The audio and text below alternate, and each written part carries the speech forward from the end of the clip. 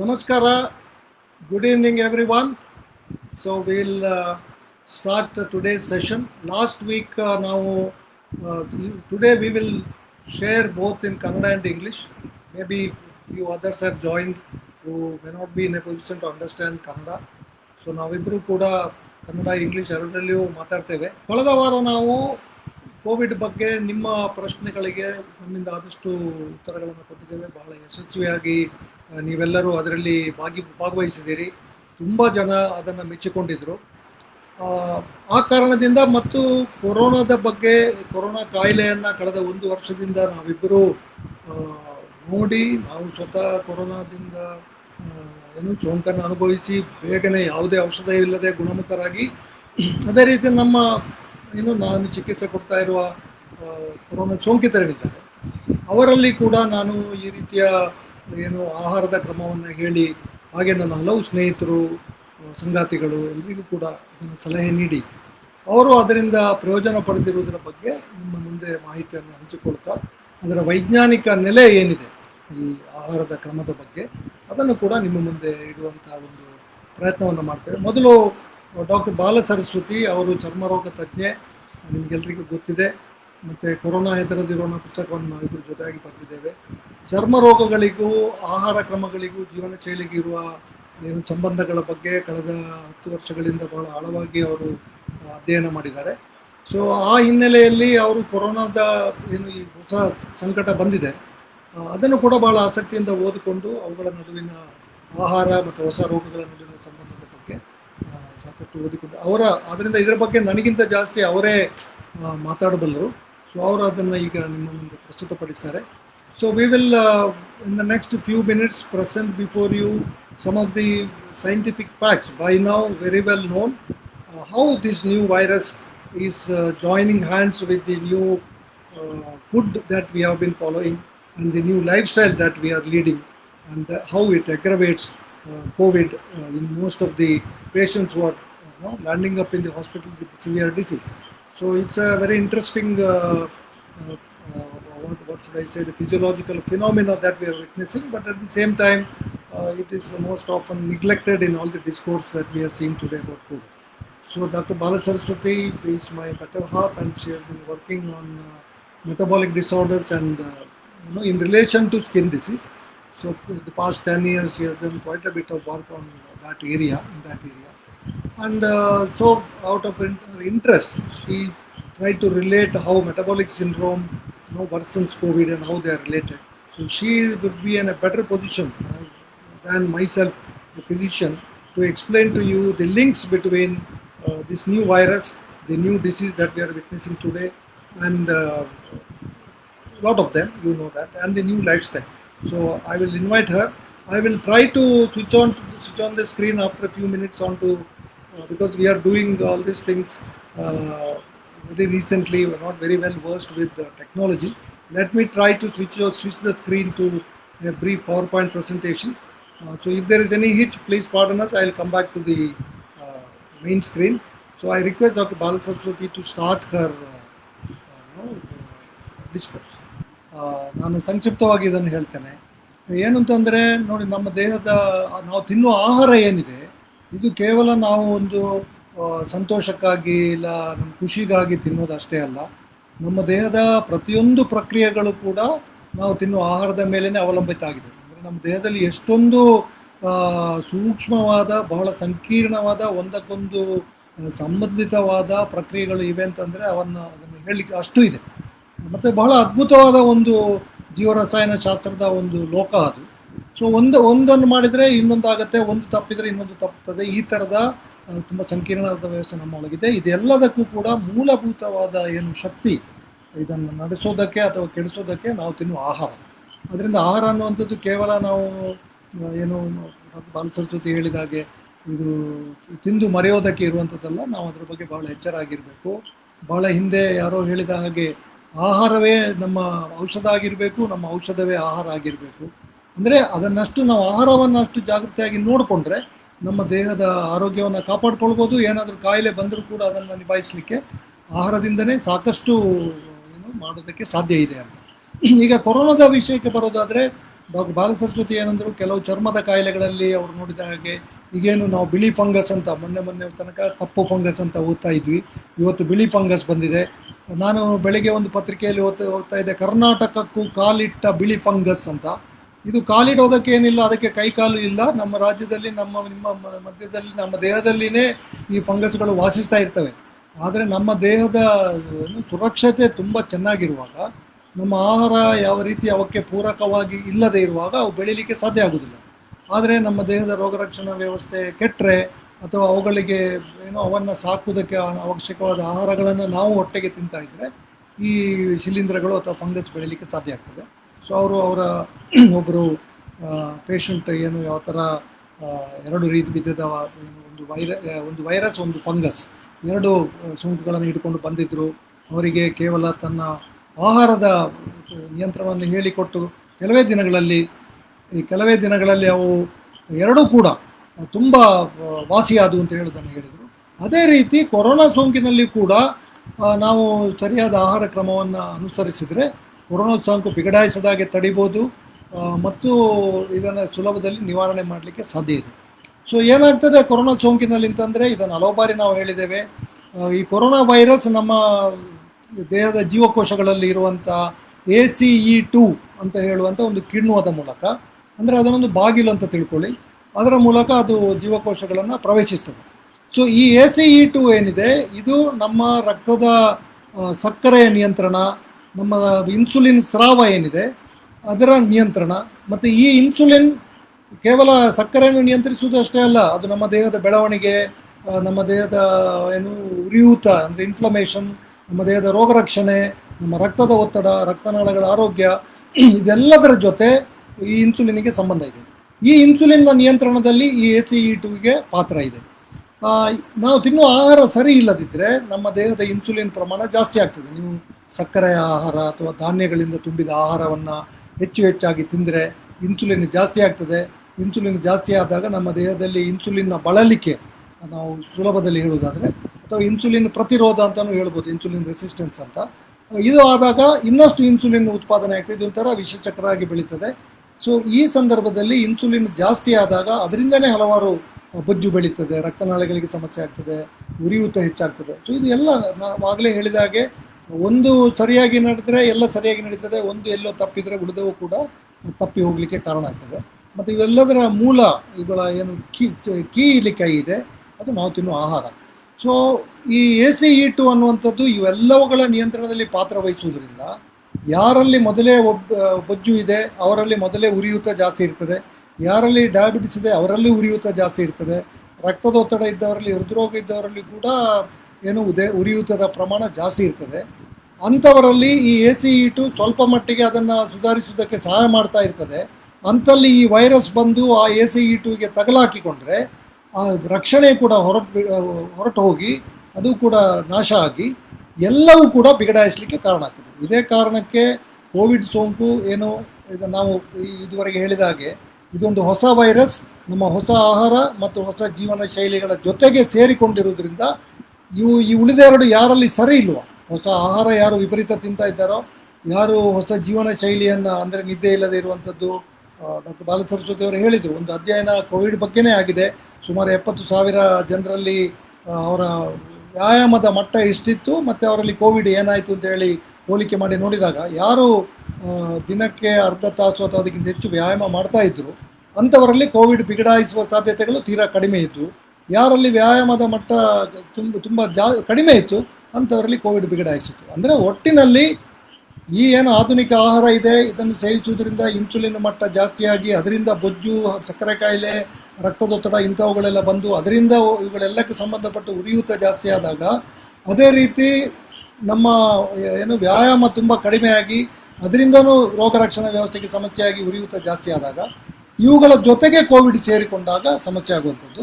ಆದ್ದರಿಂದ ಇವೆರಡೆಲ್ಲ ಸರಿ ಮಾಡಿದರೆ, ಹೊಸ ಆಹಾರವನ್ನು ನಾವು ನಿಯಂತ್ರಿಸಿದರೆ, ಜೀವನ ಶೈಲಿಯನ್ನು ನಾವು ಬದಲಿಸಿಕೊಂಡು ನಮ್ಮ ಹಳೆಯ ಪ್ರಾಚೀನ ಜೀವನ ಶೈಲಿ ಇದೆ, ಒಳ್ಳೆ ನಿದ್ದೆ ಮಾಡುವಂಥದ್ದು, ಸಾಕಷ್ಟು ವ್ಯಾಯಾಮ ಮಾಡುವಂಥದ್ದು, ಇವನ್ನು ಅನುಸರಿಸಿದರೆ ಖಂಡಿತವಾಗಿಯೂ ಈ ಕೊರೋನಾ ಸೋಂಕನ್ನು ಬಹಳ ಸುಲಭದಲ್ಲಿ ಸೋಲಿಸ್ಬೋದು.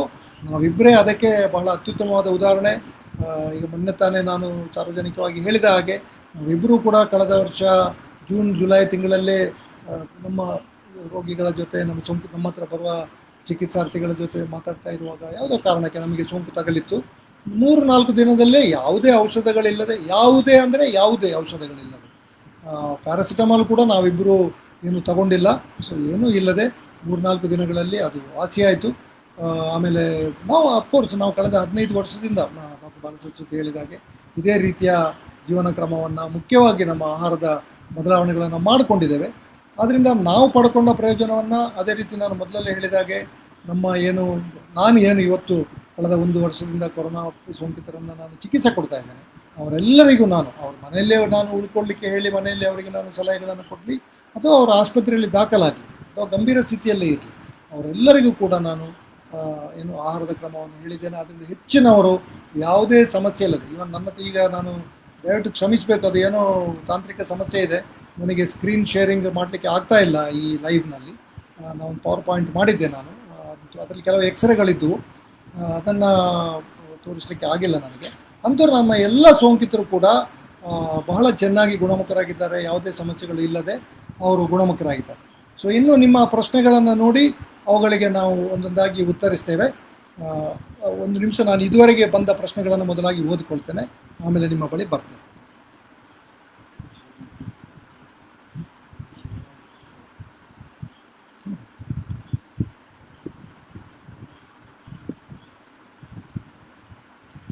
ಯಾರಾದರೂ ಪ್ರಶ್ನೆಗಳಿದ್ದರೆ ದಯವಿಟ್ಟು ಕೇಳ್ಬೋದು.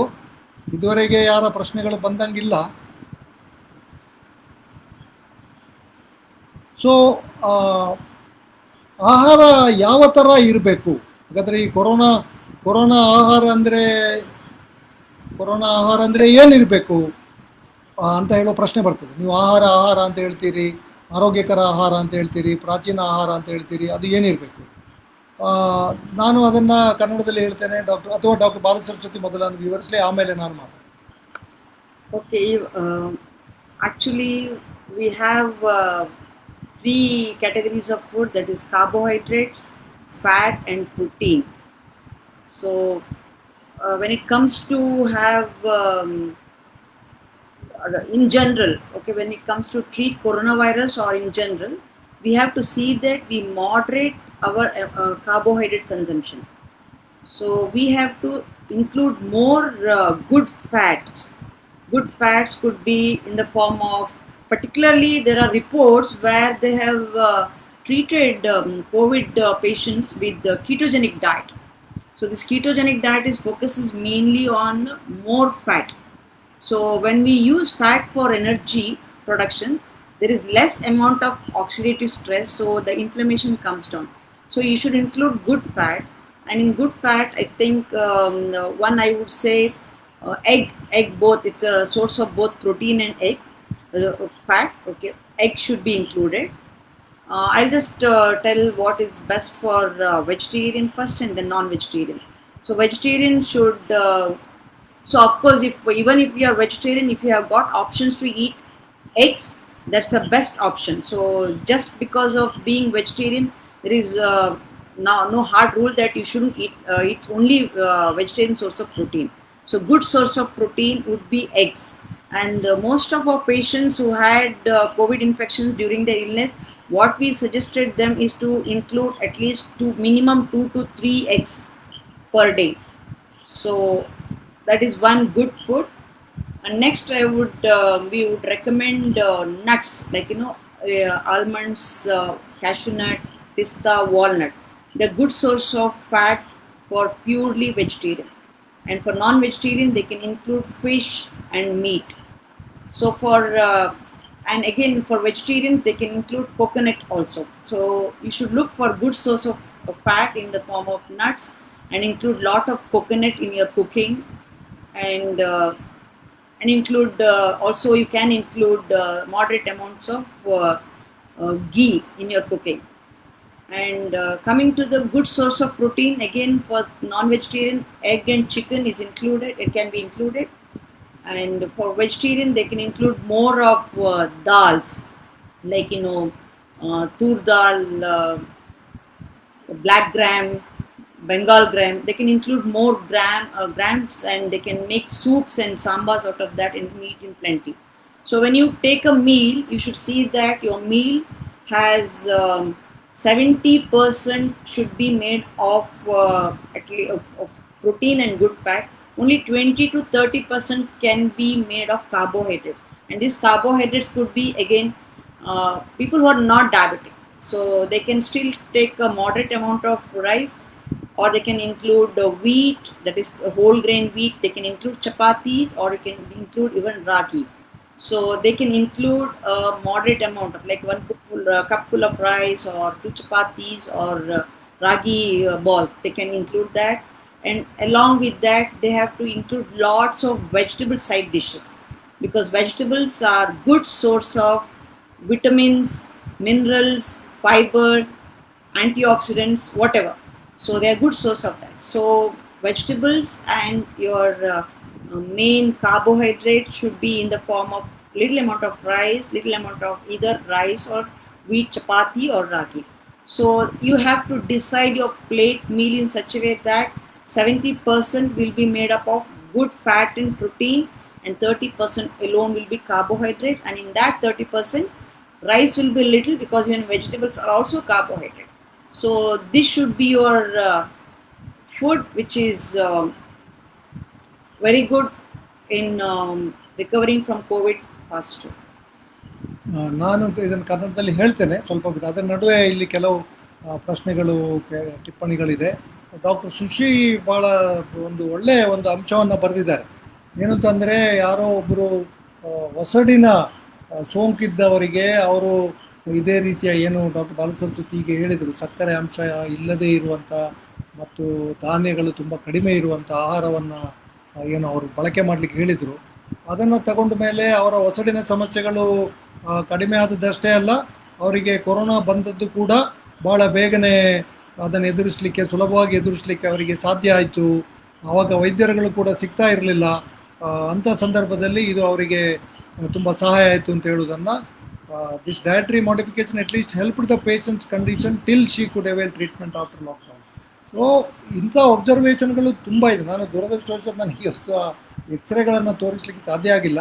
ಇಲ್ಲಾಂದರೆ ಅದನ್ನು ನೋಡಿದರೆ ನಿಮಗೂ, ನಾನು ಕೆಲವು ವೈದ್ಯರ ಜೊತೆ ಅದನ್ನು ಹಂಚಿಕೊಂಡೆ, ಅವರಿಗೂ ಆಶ್ಚರ್ಯ ಆಯಿತು. ಇದು ನಾನು ಆ ಪರ್ಟಿಕ್ಯುಲರ್ ಪೇಷಂಟಿಗೆ ಅವರಿಗೆ ನಾನು ರೆಮ್ಡಿಸಿವಿರ್, ನಾನು ಯಾರಿಗೂ ಕೊಡಲ್ಲ, ಅವರಿಗೂ ಕೊಟ್ಟಿಲ್ಲ, ರೆಮ್ಡಿಸಿವಿರ್ ಕೊಟ್ಟಿಲ್ಲ, ಟೊಸಿಲಿಜುಮ್ಯಾಬ್ ಕೊಟ್ಟಿಲ್ಲ, ಏನೂ ಇಲ್ಲ. ತುಂಬ ಗಂಭೀರವಾಗಿ ಇದ್ದಂಥ ರೋಗಿ, ವೆಂಟಿಲೇಟ್ರು ನಾನು ಮಾಡದೆ, ಅವರು ಬಹಳ ಕಠಿಣವಾದ ಆಹಾರ ನಿಯಂತ್ರಣ ಮಾಡಿ ಅವರು ವಾಸಿಯಾಗಿದ್ದಾರೆ. ಇನ್ನೊಂದೆರಡು ಪ್ರಶ್ನೆಗಳನ್ನು ಕೇಳಿ ವೆಂಕಟೇಶ್ ಬಾಳಿಗೆ ಇಲ್ಲಿ ಕೇಳ್ತಾರೆ, ಕೋವಿಡ್ ಬಂದಾಗ ಖಾಲಿ ಹೊಟ್ಟೆಯಲ್ಲಿದ್ದರೆ ಬೇಗನೆ ಗುಣವಾಗಬಹುದೇ? ಇಲ್ಲ, ಖಾಲಿ ಹೊಟ್ಟೆಯಲ್ಲಿ ಇರಬೇಡಿ. ಖಾಲಿ ಹೊಟ್ಟೆಯಲ್ಲಿದ್ದರೆ ನೋಡಿ, ನಮಗೆ ಕಾಯಿಲೆ ಬಂದಾಗ ನಮ್ಮ ದೇಹಕ್ಕೆ ಪೋಷಣೆ ಕೊಡುವಂಥ ಆಹಾರವನ್ನು ನಾವು ಹೆಚ್ಚು ತಿನ್ನಬೇಕು. ಆದರೆ ನಮ್ಮ ದೇಹವನ್ನು ಪೋಷಿಸದೆ ವೈರಸ್ಸನ್ನು ಪೋಷಿಸುವಂಥ ಆಹಾರವನ್ನು ಹೆಚ್ಚು ತಿಂದರೆ ನಮ್ಮ ದೇಹಕ್ಕೆ ಸಮಸ್ಯೆ ಆಗ್ತದೆ, ವೈರಸ್ಸಿಗೆ ಒಳ್ಳೆಯದಾಗ್ತದೆ. ಅದನ್ನೇ ನಾವಿಬ್ಬರು ಈಗ ಹೇಳ್ತಾ ಇರೋದು. ಮನುಷ್ಯನ ಶರೀರಕ್ಕೆ ಅಗತ್ಯ ಇರುವಂಥ ಪ್ರೋಟೀನ್ಗಳನ್ನು, ಮೇಧಸ್ಸಿನ ಕೊಬ್ಬಿನ ಪ್ರಮಾಣವನ್ನು ಹೆಚ್ಚಿನಲ್ಲಿ ಸ್ವೀಕರಿಸಿ, ವೈರಸ್ಗಳಿಗೆ, ಬ್ಯಾಕ್ಟೀರಿಯಾಗಳಿಗೆ ಖುಷಿಯಾಗುವಂಥ ಸಕ್ಕರೆಯ ಪ್ರಮಾಣವನ್ನು ತ್ಯಜಿಸಬೇಕು. ಅದರಿಂದ ಖಾಲಿ ಹೊಟ್ಟೆಯಲ್ಲಿ ದಯವಿಟ್ಟು ಇರಬೇಡಿ, ಇರುವ ಅಗತ್ಯನೂ ಇಲ್ಲ. ಮೇಧಸ್ಸಿನಿಂದ ನಿಮಗೆ ಬೇಕಾದ ಎಲ್ಲ ದೇಹಕ್ಕೆ ಬೇಕಾದ ಶಕ್ತಿ ಸಿಗತ್ತೆ. ಪ್ರೋಟೀನ್ಗಳಿಂದ ನಿಮ್ಮ ದೇಹವಾದ ರೋಗ ರಕ್ಷಣಾ ವ್ಯವಸ್ಥೆ ಇದಕ್ಕೆಲ್ಲ ಸಹಾಯ ಆಗುವಂಥದ್ದು ಸಿಗ್ತದೆ. ಸೋಂಕಿತರು ಏನು ಹೇಳಿದ್ದನ್ನು ಹೇಳ್ತೇನೆ. ಈಗ ಡಾಕ್ಟರ್ ಬಾಲಸರಸ್ವತಿ ಹೇಳಿದ್ದನ್ನು ನಾನು ಕನ್ನಡದಲ್ಲಿ ಹೇಳ್ತೇನೆ ಮತ್ತೊಮ್ಮೆ ಎಲ್ರಿಗೂ ಬೇಕಾಗಿ. ಏನಂತಂದರೆ, ನಮ್ಮ ಆಹಾರದಲ್ಲಿ ಏನು ನಾವು ಸಕ್ಕರೆ ಪ್ರಮಾಣವನ್ನು ಜಾಸ್ತಿ ತಗೊಳ್ತೇವೆ, ಇದು ನಮ್ಮ ನಿಸರ್ಗ ಸಹಜ ಆಹಾರ ಅಲ್ಲ. ಸಕ್ಕರೆ ಅಂದರೆ ಅದರಲ್ಲಿ ಸಕ್ಕರೆ ಬಂತು, ಸಿಹಿ ತಿನಿಸುಗಳು ಬಂತು, ಜೇನು, ಬೆಲ್ಲ ಇವುಗಳೆಲ್ಲ ಬಂದವು. ಹಣ್ಣು, ಹಣ್ಣಿನ ರಸಗಳು ಕೂಡ ಸಕ್ಕರೆಗಳೇ. ಧಾನ್ಯಗಳು ಕೂಡ, ಅಕ್ಕಿ, ಗೋಧಿ, ರಾಗಿ, ಜೋಳ, ಇವು ಓಟ್ಸ್, ಬಾರ್ಲಿ, ಇವುಗಳು ಕೂಡ ಸಕ್ಕರೆ ಅಂಶಗಳೇ. ಆದ್ದರಿಂದ ಇವನ್ನ ನೀವು ಎಷ್ಟು ನಿಯಂತ್ರಿಸ್ತೀರೋ ಅಷ್ಟು ಒಳ್ಳೆಯದು. ಸೊ ಡಾಕ್ಟರ್ ಬಾಲಸರಸ್ವತಿ ಅವರು ಹೇಳಿದಾಗೆ ಆಹಾರದಲ್ಲಿ ಏನಿರಬೇಕು ಅಂತಂದರೆ, ಐಡಿಯಲ್ ಆಹಾರ ಕೋವಿಡ್ ಸಂದರ್ಭದಲ್ಲಿ ಕೋವಿಡ್ ಪೀಡಿತರಿಗೆ ನಿಮ್ಮ ಆಹಾರದಲ್ಲಿ ಸುಮಾರು 70% ಭಾಗ ಪ್ರೋಟೀನ್ ಮತ್ತು ಕೊಬ್ಬಿನ ಅಂಶದಿಂದ ಬರಬೇಕು. ಪ್ರೋಟೀನ್ ಅಂದರೆ ಏನು? ಮುಖ್ಯವಾಗಿ ಬಹಳ ಸುಲಭದ ಮತ್ತು ಬಹಳ ಸುಲಭವಾಗಿ ಜೀರ್ಣ ಆಗಬಲ್ಲಂಥ ಪ್ರೋಟೀನ್ ಆಹಾರ ಅಂತಂದರೆ ಮೊಟ್ಟೆ. ಅದರಿಂದ ಸಸ್ಯಾಹಾರಿಗಳು ಅಂತ ನೀವು ಅದಕ್ಕಿದ್ರೂ ಕೂಡ ಆ ಮೊಟ್ಟೆ ತಿನ್ನೋದಕ್ಕೂ ಒಂದು ನೀವು ಸಣ್ಣ ಒಂದು ಇದನ್ನು ಮಾಡಿಕೊಂಡ್ರೆ ಅಷ್ಟರ ಮಟ್ಟಿಗೆ ನಿಮ್ಮ ಕಠಿಣ ಏನು ಆಹಾರ ಕ್ರಮ ಇದೆ ಅದು ಸ್ವಲ್ಪ ಬದಲಿಸಿಕೊಂಡ್ರೆ ಖಂಡಿತಕ್ಕೂ ಅದು ಸಹಾಯ ಆಗ್ತದೆ. ಇದು ಕೇವಲ ಕೋವಿಡಿಗೋಸ್ಕರ ಅಷ್ಟೇ ಅಲ್ಲ, ಸಸ್ಯಾಹಾರದಲ್ಲಿ ಮೊಟ್ಟೆಯಿಂದ ಸಿಗುವಷ್ಟು ಪ್ರೋಟೀನನ್ನು ಬೇರೆ ಯಾವುದೇ ಸಸ್ಯಾಹಾರ ಒದಗಿಸುವುದಿಲ್ಲ.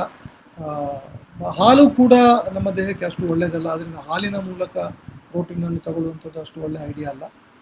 ಮತ್ತು ಇಲ್ಲಿ ಕೂಡ ಯಾರೋ ಕೇಳಿದರು ಪಲ್ಸಸ್ ಅಂದರೆ ದ್ವಿದಳ ಧಾನ್ಯಗಳೇನಿದೆ ಅವನ್ನು ನಾವು ಎಷ್ಟಂದ್ರೂ ಸೀಮಿತ ಪ್ರಮಾಣದಲ್ಲಿ ತಗೊಳ್ಬೋದು ಅಷ್ಟೇ, ಹೆಚ್ಚಿನ ಪ್ರಮಾಣದಲ್ಲಿ ಅದನ್ನೇ ಮುಖ್ಯ ಆಹಾರವಾಗಿ ತಗೊಳ್ಳಿಕ್ಕೆ ಆಗೋದಿಲ್ಲ.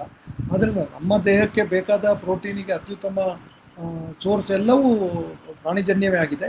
ಆದ ಕಾರಣ ಮೊಟ್ಟೆ ಏನಾದರೂ ತಿನ್ನಲಿಕ್ಕೆ ಆರಂಭ ಮಾಡಿದರೆ ಭಾಳ ಒಳ್ಳೆಯದು, ಕೋವಿಡ್ ಸಂದರ್ಭದಲ್ಲಿ ಉಳಿದ ಸಂದರ್ಭದಲ್ಲಿ. ಸೊ ಮಾಂಸಾಹಾರವನ್ನು ಸೇವಿಸುವವರು ಮೀನು ಮಾಂಸ, ಅದು ಕೋಳಿ ಇರ್ಬೋದು ಅಥವಾ ಕುರಿ ಇರ್ಬೋದು ಅಥವಾ ಯಾವುದೇ ಮಾಂಸ ಇರ್ಬೋದು, ಇದನ್ನು ಸೇವಿಸ್ಬೋದು. ಮತ್ತು ಯಥೇಷ್ಟವಾಗಿ ತರಕಾರಿಗಳನ್ನು ಸೇವಿಸಬೇಕು. ಸೊ ಈ 30% ಏನು ಶರ್ಕರ ಪಿಷ್ಟಗಳನ್ನು ನಾವು ಸೇವಿಸಬೇಕು, ಅದರಲ್ಲಿ ಹೆಚ್ಚಿನ ಭಾಗ ತರಕಾರಿಗಳಿಂದ ಬರಬೇಕು. ಇದರಲ್ಲಿ ಡಾಕ್ಟರ್ ಬಾಲಸರಸ್ವತಿ ಹೇಳಿದ್ದಕ್ಕೆ ನಾನು ಇನ್ನೊಂದು ಪಾಯಿಂಟನ್ನು ಸೇರಿಸ್ತೇನೆ. ನಾನು ಆಗ ಹೇಳಿದೆ ಏನಂತಂದರೆ, ವೆಂಕಟೇಶ್ ಕೇಳಿದ್ದ ಪ್ರಶ್ನೆಗೆ ಉತ್ತರವಾಗಿ ನಾನು ಹೇಳಿದೆ, ಈ ನಾವು ವೈರಸ್ ಅಥವಾ ಬ್ಯಾಕ್ಟೀರಿಯಾವನ್ನು ಸಾಕುವ ಆಹಾರವನ್ನು ತಗೋಬಾರ್ದು, ನಮ್ಮ ದೇಹವನ್ನು ಸಲಹುವ ಆಹಾರವನ್ನು ತಗೋಬೇಕು ಅಂತ. ನಮ್ಮ ಕರುಳಿನಲ್ಲಿ ಸುಮಾರು 2.5 ಕಿಲೋ ಅಂದರೆ 100 ಲಕ್ಷ ಕೋಟಿಯಷ್ಟು ಬ್ಯಾಕ್ಟೀರಿಯಾಗಳಿವೆ. ಇವು ಒಳ್ಳೆಯ ಬ್ಯಾಕ್ಟೀರಿಯಾಗಳು. ನಾವು ತಿಂದ ತರಕಾರಿಯನ್ನು ಸಸ್ಯಾಹಾರವನ್ನು ಜೀರ್ಣಿಸುವವು ಅವುಗಳು. ಮನುಷ್ಯನ ಕರುಳಿನಲ್ಲಿ ಸಸ್ಯಾಹಾರ ಜೀರ್ಣ ಆಗೋದಿಲ್ಲ, ಅಂದರೆ ತರಕಾರಿ ಇತ್ಯಾದಿಗಳೆಲ್ಲ. ಅವು ದೊಡ್ಡ ಕರುಳಿಗೆ ಹೋಗಿ ಬ್ಯಾಕ್ಟೀರಿಯಾಗಳ ವರ್ತನೆಯಿಂದ ಅವು ಶಾರ್ಟ್ ಚೈನ್ ಫ್ಯಾಟಿ ಆಸಿಡ್ಗಳಾಗಿ ಬದಲಾಗ್ತವೆ. ಅದರಿಂದ ಹೆಚ್ಚಿನ ಪ್ರಮಾಣದಲ್ಲಿ ತರಕಾರಿಗಳನ್ನು ತಗೊಂಡ್ರೆ ಅದು ಬ್ಯಾಕ್ಟೀರಿಯಾದ ಸಂಖ್ಯೆಯನ್ನು ಚೆನ್ನಾಗಿಟ್ಟು ಒಳ್ಳೆಯ ಬ್ಯಾಕ್ಟೀರಿಯಾವನ್ನು ಸಲಹುತ್ತದೆ. ಮನುಷ್ಯನಿಗೆ ಬೇಕಾದ ಏನು ವಿಟಮಿನ್ಗಳಿದೆ ಅಥವಾ ಆ್ಯಂಟಿ ಆಕ್ಸಿಡೆಂಟ್ಗಳಿವೆ ಅವುಗಳು ಈ ತರಕಾರಿಯಿಂದ ಸಿಗ್ತವೆ. ಎಷ್ಟು ನೀವು ಸಿಹಿ ಸಕ್ಕರೆ ಇಂಥದ್ದನ್ನು ಹೆಚ್ಚು ತಗೊಳ್ತೀರಿ ಆಗ ಕೆಟ್ಟ ಬ್ಯಾಕ್ಟೀರಿಯಾಗಳು ಬೆಳೀಲಿಕ್ಕೆ ಕಾರಣ, ಆಗ ಉರಿಯೂತ ಜಾಸ್ತಿ ಆಗ್ತದೆ. ಸೊ ಇದೆಲ್ಲ ಹಲವಾರು ವಿಷಯಗಳಿದೆ. ಆಹಾರದ ಬಗ್ಗೆ ಭಾಳಷ್ಟು ನಾವು ಚರ್ಚೆ ಮಾಡ್ಬೋದು. ಅದರಿಂದ ಶರ್ಕರ ಪಿಷ್ಟಗಳು ಮುಖ್ಯವಾಗಿ ತರಕಾರಿಯಿಂದ ಬರಬೇಕು. ಸೀಮಿತ ಪ್ರಮಾಣದಲ್ಲಿ ಅಕ್ಕಿ ಗೋಧಿ ಅಂದರೆ ಒಂದು ಇಡ್ಲಿ ಅಥವಾ ಒಂದು ದೋಸೆ ಅಥವಾ ಒಂದು ಚಪಾತಿ ಅಥವಾ ಒಂದು ಸಣ್ಣ ರಾಗಿ ಮುದ್ದೆ ಇವಿಷ್ಟನ್ನು ತೆಗೆದುಕೊಳ್ಬೋದು. ಉಳಿದ ಹಾಗೆ ಏನು ನಾವು ಈ ಸೈಡ್ ಡಿಶ್ ಅಂತೀವಲ್ಲ, ಪಲ್ಯ ಇರ್ಬೋದು ಅಥವಾ ಸಾಂಬಾರು ಇರ್ಬೋದು, ಮೀನು ಕೋಳಿ ಮಾಂಸ, ಅದು ನಿಮ್ಮ ಆಹಾರದಲ್ಲಿ ಹೆಚ್ಚು ಇರಬೇಕು. ಮತ್ತು ಏನು ಶುದ್ಧ ಸಸ್ಯಾಹಾರಿಗಳಾಗಿರುವವರು ತೆಂಗಿನಕಾಯಿಯನ್ನು ಸ್ವಲ್ಪ ಬಳಸ್ಬೋದು, ಅದರಿಂದ ಒಳ್ಳೆಯ ಕೊಬ್ಬಿನಾಂಶ ಸಿಗ್ತದೆ. ಬೀಜಗಳನ್ನು ಬಳಸ್ಬೋದು, ಬಾದಾಮಿ ಗೇರುಬೀಜ ಮತ್ತು ಗೋಡಂಬಿ ಗೇರುಬೀಜ ಅಂದರೆ ಇವುಗಳಲ್ಲಿ ಮೇಧಸ್ಸಿನ ಅಂಶ ಸಿಗ್ತದೆ, ವಿಟಮಿನ್ ಸಿಗ್ತದೆ. ಸೊ ಇವನ್ನೆಲ್ಲ ಬಳಸ್ಬೋದು. ಸೊ ಇವಿಷ್ಟು ಕೋವಿಡ್ ಸೋಂಕಿತರು ತೆಗೆದುಕೊಳ್ಬೇಕಾದ ಆಹಾರದ ಬಗ್ಗೆ. ಒಬ್ಬರು ಇಲ್ಲಿ ಪ್ರಶ್ನೆ ಕೇಳಿದರು, ಇದು ಏನು ಸೋಂಕು ಇರುವಾಗ ನೀವು ಇದನ್ನು ಶುರು ಮಾಡ್ಬೋದಾ? ಖಂಡಿತವಾಗಿಯೂ ಸೋಂಕು ಇರುವಾಗಲೇ ನೀವು ಶುರು ಮಾಡಬೇಕು. ಸೊ ಈ ಸೋಂಕನ್ನು ಎದುರಿಸಲಿಕ್ಕೆ ನಿಮಗೆ ಸುಲಭ ಆಗ್ತದೆ, ಹೆಚ್ಚು ಶಕ್ತಿ ಸಿಗ್ತದೆ. ವೈರಸ್ಸಿಗೆ ಕೊಡುವ ಆಹಾರವನ್ನು ನೀವು ನಿಲ್ಲಿಸಿದಾಗ ಆಗ್ತದೆ.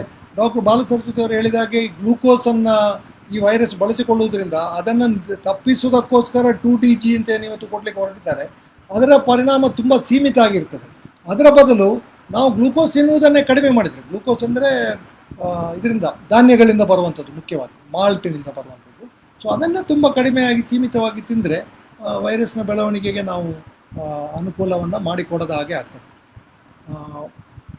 ಮೊಟ್ಟೆ ತಿನ್ನಲು ರೆಡಿ ಇಲ್ಲದಿದ್ದರೆ ಪೊಂಗಲ್ ಮೂಲಕ ತೆಗೆದುಕೊಳ್ಳಬಹುದು.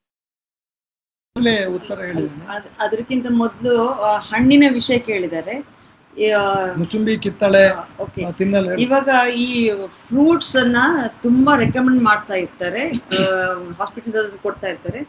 ಈ fructose sugar is very pro inflammatory. So if you really want to have the benefit of vitamin C, you can just include lemon water and gooseberries. But your sweet lime and oranges do contain a little bit of vitamin C, but they also contain fructose, which is highly pro-inflammatory and it's not good, particularly through corona infection.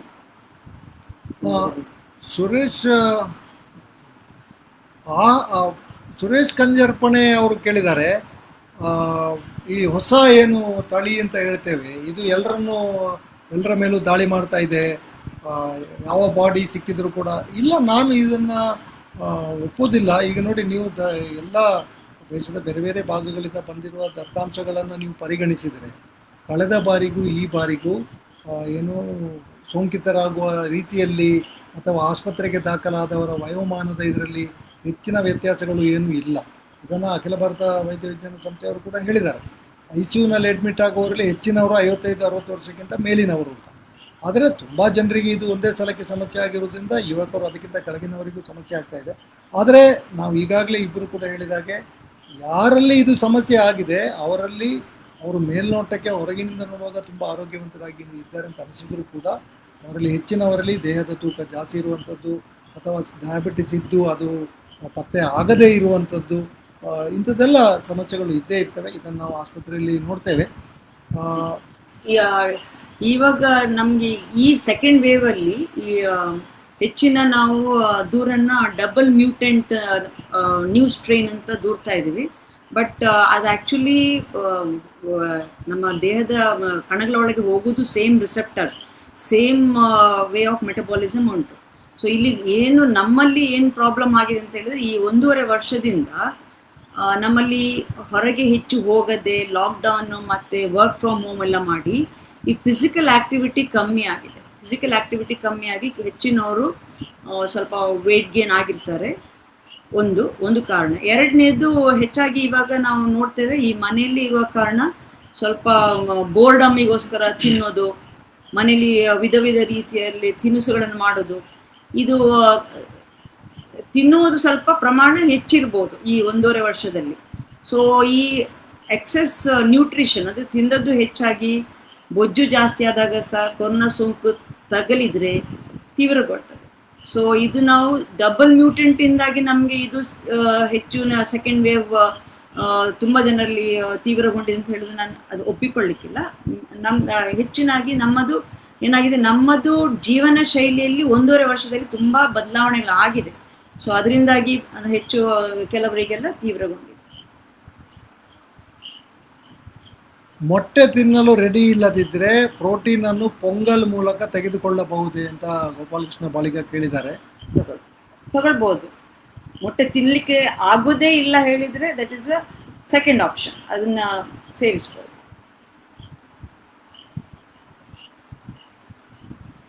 Prakash ಕೇಳ್ತಾರೆ, Covid ಸೋಂಕಿನಿಂದ ಆರಾಮಾದವರು ಹೇಗೆ ಸಂಪೂರ್ಣವಾಗಿ ಆರಾಮಾಗಿದ್ದನ್ನು ದೃಢಪಡಿಸಿಕೊಳ್ಳಬೇಕು?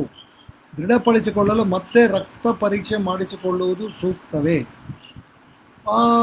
ಒಳ್ಳೆ ಪ್ರಶ್ನೆ ಕೇಳಿದ್ದೀರಿ. ನೋಡಿ, ಇದು ನೀವು ಯಾವ ಮಟ್ಟದ ತೀವ್ರತೆಯ ಸೋಂಕನ್ನು ಹೊಂದಿದ್ದೀರಿ ಅದರ ಮೇಲೆ ಇದು ಅವಲಂಬಿಸಿದೆ. ಒಬ್ಬ ಈಗ ನೋಡಿ 95ರಷ್ಟು ಅಥವಾ ಅದಕ್ಕಿಂತಲೂ ಹೆಚ್ಚು ಸೋಂಕಿತರಲ್ಲಿ ಇದು ಯಾವುದೇ ಸಮಸ್ಯೆ ಇಲ್ಲದೆ 1-2-3 ದಿನದ ಜ್ವರ ಆಗಿ ಹೋಗ್ತದೆ.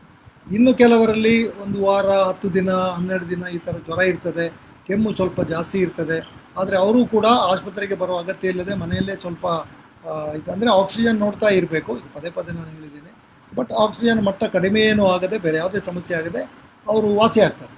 ಆದರೆ ಯಾರಲ್ಲಿ ಈ ರೋಗ ಜಾಸ್ತಿ ಆಗಿತ್ತು, ಯಾರಲ್ಲಿ ಆಸ್ಪತ್ರೆಗೆ ದಾಖಲಾಗುವ ಪರಿಸ್ಥಿತಿ ಬಂದಿತ್ತು, ಅಂಥವರಲ್ಲಿ ಶ್ವಾಸಕೋಶಗಳಲ್ಲಿ ದೀರ್ಘಕಾಲದ ಏನು ಕಲೆ ಆಗುವಂಥದ್ದು, ಶ್ವಾಸಕೋಶದ ಸಾಮರ್ಥ್ಯ ಕಡಿಮೆ ಆಗುವಂಥದ್ದು, ಇಂಥ ಸಮಸ್ಯೆಗಳು ಕಂಡುಬರ್ತವೆ. ಇನ್ನು ನೀವು ಪೋಸ್ಟ್ ಕೋವಿಡ್ ಅಂತ ಹೇಳೋ ಬಗ್ಗೆ ಭಾಳಷ್ಟು ಪತ್ರಿಕೆಗಳಲ್ಲಿ ಓದಿರ್ಬೋದು, ಪ್ರತಿನಿತ್ಯ ಬರ್ತದೆ ಪೋಸ್ಟ್ ಕೋವಿಡ್ ಅಂತ.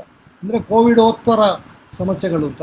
ನೀವು ಅದರ ಪಟ್ಟಿಯನ್ನು ನೋಡಿದರೆ ಹೆಚ್ಚಿನದ್ದು ಅದರಲ್ಲಿ ಬರೆದಿರುವಂಥದ್ದೇನು, ಮೈಕೈ ನೋವು ಇರ್ತದೆ, 1-3 ವಾರ, ಕೆಲವು 4 ವಾರ ತಲೆನೋವು ಇರ್ತದೆ, ಇತ್ಯಾದಿ ಇತ್ಯಾದಿ. ಅವು ನಾನು ಕಳೆದ ಬಾರಿಯೂ ಇದನ್ನು ಹೇಳಿದ್ದೇನೆ. ಇದು ಸಾಮಾನ್ಯವಾಗಿ ನಮ್ಮನ್ನು ಕಾಡುವಂಥ ಸ್ವಲ್ಪ ತೀವ್ರ ಸ್ವರೂಪದ, ಈಗ ಮಲೇರಿಯಾ ಇರ್ಬೋದು ಅಥವಾ ಜೋರಾಗಿ ಕೆಮ್ಮು ನೆಗಡಿ ಬಂದರೆ, ಯಾವುದೇ ಒಂದು ಸೋಂಕು ಸ್ವಲ್ಪ ಜೋರಿನ ಮಟ್ಟದಲ್ಲಿದ್ದರೆ ಇದೆಲ್ಲ ಇರ್ತದೆ 2-3 ವಾರ. ಆದರೆ ಅದು ಕೊರೋನಾಕ್ಕೆ ಏನು ವಿಶೇಷವಾದಂಥ ಒಂದು ಸಮಸ್ಯೆ ಅಲ್ಲ. ಆದರೆ ನಾನು ಆಗಲೇ ಹೇಳಿದಾಗೆ ತೀವ್ರ ಕೊರೋನಾ ಸಮಸ್ಯೆ ಆದವರಲ್ಲಿ ಅವರು ಅವರ ವೈದ್ಯರನ್ನು ಕಂಡು ಶ್ವಾಸಕೋಶಗಳಿಗೆ ಏನಾದರೂ ಸಮಸ್ಯೆ ಆಗಿದೆಯಾ ಅಂತೇಳಿ 3 ವಾರ ಅಥವಾ 4 ವಾರ ಅಥವಾ 1-2 ತಿಂಗಳ ನಂತರ ಅವರು ಎಕ್ಸ್ರೇ ಮಾಡಲಿಕ್ಕೆ ಹೇಳಿದರೆ ಅದನ್ನು ಮಾಡಿಸ್ಕೊಳ್ಬೋದು.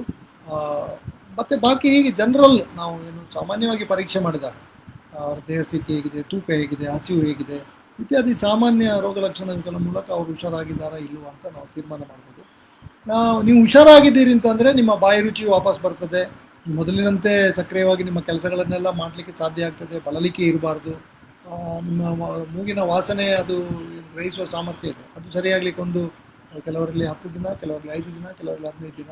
ಸೊ ಇವೆಲ್ಲ ನೀವು ಮೊದಲು ಹೇಗಿದ್ರಿ ಹಾಗೆ ನೀವು ಮತ್ತೆ ಎಲ್ಲ ಕೆಲಸ ಮಾಡಲಿಕ್ಕೆ ಸಾಧ್ಯ ಆಗಿದ್ದೀರಿ ಅಂದರೆ ನೀವು ಹುಷಾರಾಗಿದ್ದೀರಿ ಅಂತ. ಅದಕ್ಕೋಸ್ಕರ ವಿಶೇಷವಾದ ರಕ್ತದ ಪರೀಕ್ಷೆ ಅಗತ್ಯ ಇಲ್ಲ.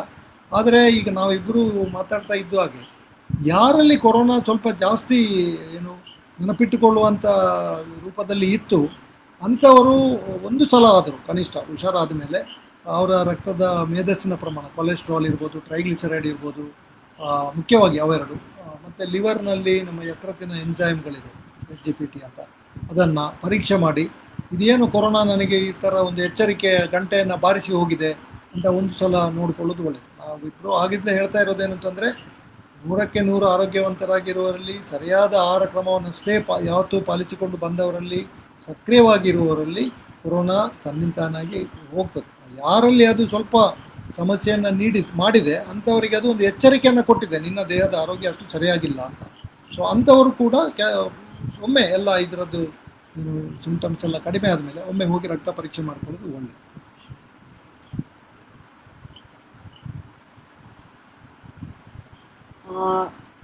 ಭವ್ಯ ಚಕ್ರಕೋಡಿ ಕೇಳ್ತಾ ಇದ್ದಾರೆ, ಅಗಸಿ ಬೀಜ ಸ್ವಿಟ್ಜರ್ಲೆಂಡ್ ಇಂದ ಮಾಡಿದ್ದಾರೆ. ಅಗಸಿ ಬೀಜ ಸೇವಿಸಬಹುದು, ಬಿಕಾಸ್ ಅಗಸಿ ಬೀಜ is source of omega-3 fatty acids for vegetarians ಅಂತ. ಚಿಯಾ ಸೀಡ್ಸ್ ಸೇವಿಸ್ಬೋದು. ಅದು ಬೇಸಿಕಲಿ ಬಲ್ಕ್ ಜಾಸ್ತಿ ಮಾಡಲಿಕ್ಕೆ, ನಿಮ್ಮ ಅಪಟೈಟ್ ಹಸಿವನ್ನು ಕಮ್ಮಿ ಮಾಡಿ ಫುಡ್ ಬಲ್ಕ್ ಜಾಸ್ತಿ ಮಾಡಲಿಕ್ಕೆ ಹೆಲ್ಪ್ ಆಗ್ಬೋದು.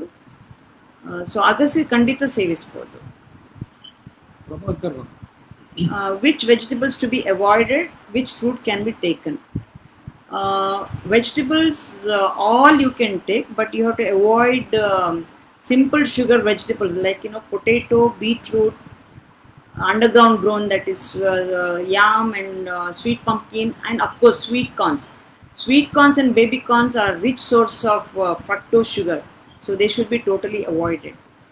And which fruits can be taken? Fruits, I am very skeptical about it, because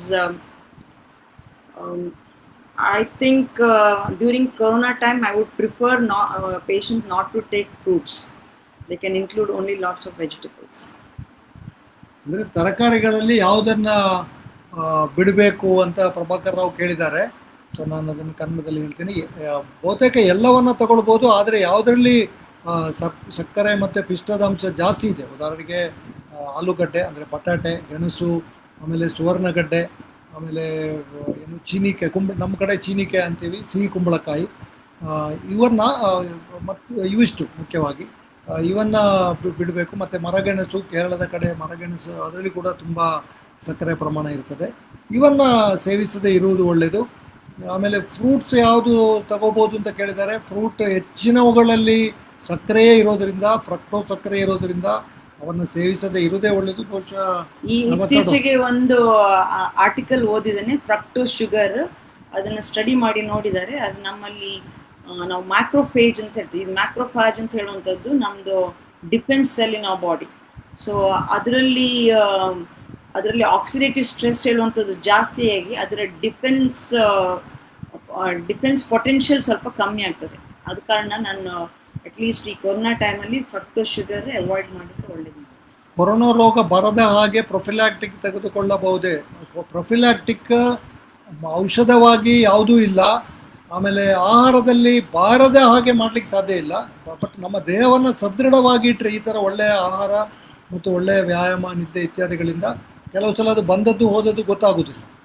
ಅದು ಬಿಟ್ಟು ಬಾರದ ಹಾಗೆ ನೀವು ತಡಿಲೇಬೇಕು ಅಂತಾದರೆ ಮುಖ್ಯವಾಗಿ ಅಂತರವನ್ನು ಕಾಯುವಂಥದ್ದು, ಮತ್ತು ಸೋಂಕಿತರಿಂದ ದೂರವನ್ನು ಕಾಯುವಂಥದ್ದು, ಮತ್ತು ಸೋಂಕಿತರ ಹತ್ತಿರ ಹೋಗೋದಿದ್ದರೆ ಮಾಸ್ಕ್ ಹಾಕುವಂಥದ್ದು. ಇವಿಷ್ಟು ಮುಖ್ಯವಾದ ವಿಧಾನಗಳು. ಬೇರೆ ಯಾವುದೇ ರೀತಿಯಿಂದ ನೀವು ಇದು ಬಾರದ ಹಾಗೆ ತಡೀಲಿಕ್ಕೆ ಸಾಧ್ಯ ಇಲ್ಲ.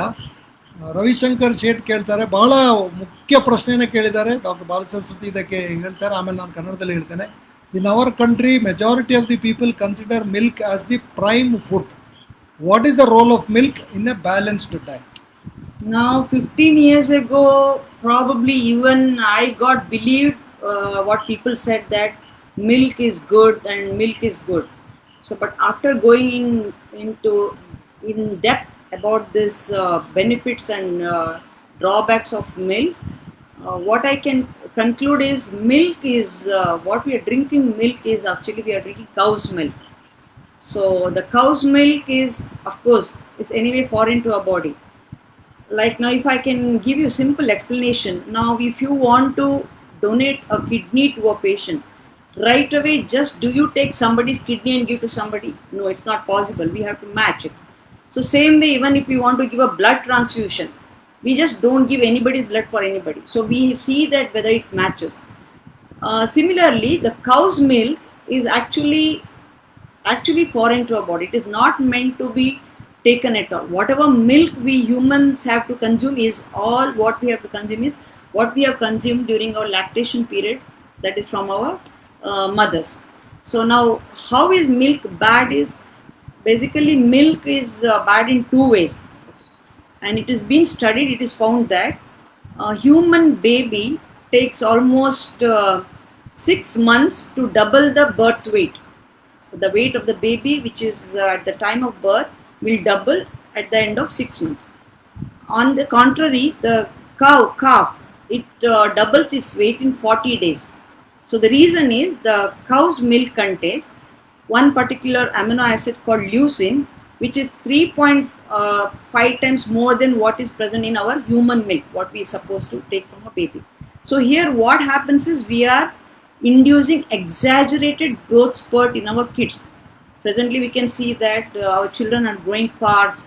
So growing fast is not also a good sign. It should grow as our required pace, not fast.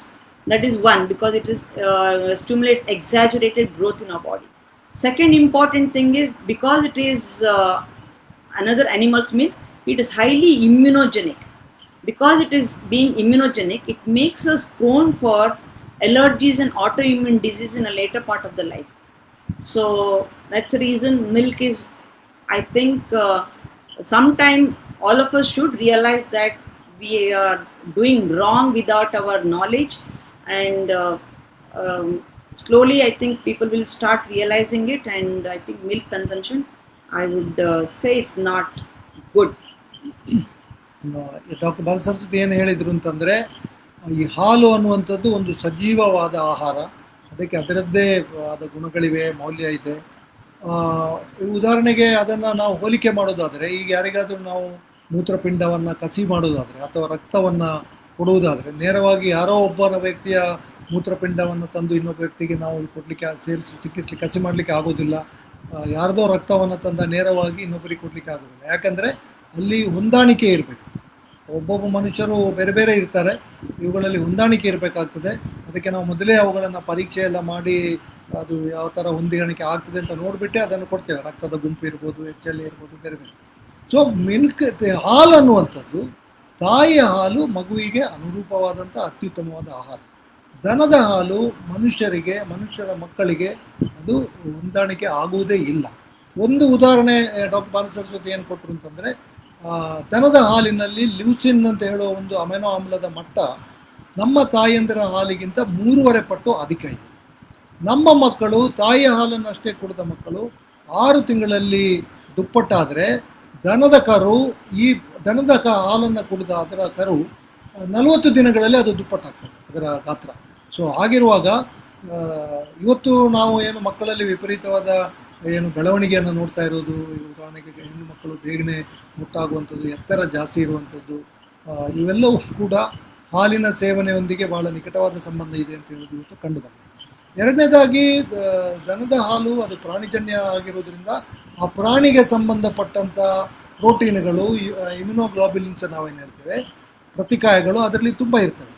ಈಗ ತಾಯಿಯ ಹಾಲು ಮಗುವನ್ನು 6 ತಿಂಗಳ ಕಾಲ ಬೇರೆ ಸೋಂಕಿನಿಂದ ರಕ್ಷಣೆ ಮಾಡ್ತದೆ. ಯಾಕೆ? ತಾಯಿ ತನ್ನಲ್ಲಿದ್ದ ಪ್ರತಿಕಾಯಗಳನ್ನು ತನ್ನ ಹಾಲಿನ ಮೂಲಕ ಮಗುವಿಗೆ ವರ್ಗಾಯಿಸ್ತಾಳೆ. ಸೊ ಅದು ಮಗುವನ್ನು ರಕ್ಷಿಸ್ತದೆ. ಅದೇ ರೀತಿ ದನದ ಹಾಲಿನಲ್ಲಿ ದನಕ್ಕೆ ತಗುಲುವ ಸೋಂಕುಗಳ ವಿರುದ್ಧ ಪ್ರತಿಕಾಯಗಳಿರ್ತದೆ, ಬೇರೆ ಬೇರೆ ಇನ್ನೂ ಇತರ ಪ್ರೋಟೀನ್ಗಳಿರ್ತವೆ. ಇವೆಲ್ಲ ನಮ್ಮ ಮಕ್ಕಳ ಕರುಳಿನೊಳಗೆ ಸೇರಿಕೊಂಡಾಗ ಅದು ನಮ್ಮ ರೋಗ ರಕ್ಷಣಾ ವ್ಯವಸ್ಥೆಯನ್ನು, ಯಾಕಂದರೆ ಇದೆಲ್ಲ ನಮಗೆ ಸಂಬಂಧಿಸಿದ್ದೆಲ್ಲದ ಪ್ರೋಟೀನ್ಗಳು, ಅವು ನಮ್ಮ ಮಗುವಿನ ಇದರಲ್ಲಿ ಏನು ದೇಹದಲ್ಲಿ ರೋಗ ರಕ್ಷಣಾ ವ್ಯವಸ್ಥೆಯನ್ನು ಪ್ರಚೋದಿಸಿ ಬೇರೆ ಬೇರೆ ಪ್ರತಿಕಾಯಗಳ ಉತ್ಪಾದನೆಗೆ ಕಾರಣ ಆಗ್ತದೆ. ಇದರಿಂದ ಮುಂದೆ ಮಗು ಬೆಳೀತಾ ಇದ್ದಾಗೆ ಬೇರೆ ಬೇರೆ ಅಲರ್ಜಿ ಅಥವಾ ಇಂಥ ಕಾಯಿಲೆಗಳು ಉಂಟಾಗ್ತದೆ ಅಂತ ಹೇಳೋ ಬಗ್ಗೆ ಇವತ್ತು ಬಹಳಷ್ಟು ವರದಿಗಳು ಬಂದಿದೆ. ಆದ್ದರಿಂದ ಖಂಡಿತವಾಗಿಯೂ ಮೊದಲ 2.5 ವರ್ಷಗಳಲ್ಲಿ ಏನು ತಾಯಿಯ ಹಾಲನ್ನಷ್ಟೇ ನಾವು ಕೊಡ್ತೇವೆ, ಖಂಡಿತಕ್ಕೂ ಬೇರೆ ಯಾವ ಪ್ರಾಣಿ ಹಾಲನ್ನು ಕೊಡಬಾರ್ದು. ಅದರ ನಂತರವೂ ಕೂಡ ಹಾಲನ್ನು ಬಳಕೆ ಮಾಡದೇ ಇರುವುದೇ ಒಳ್ಳೆಯದು.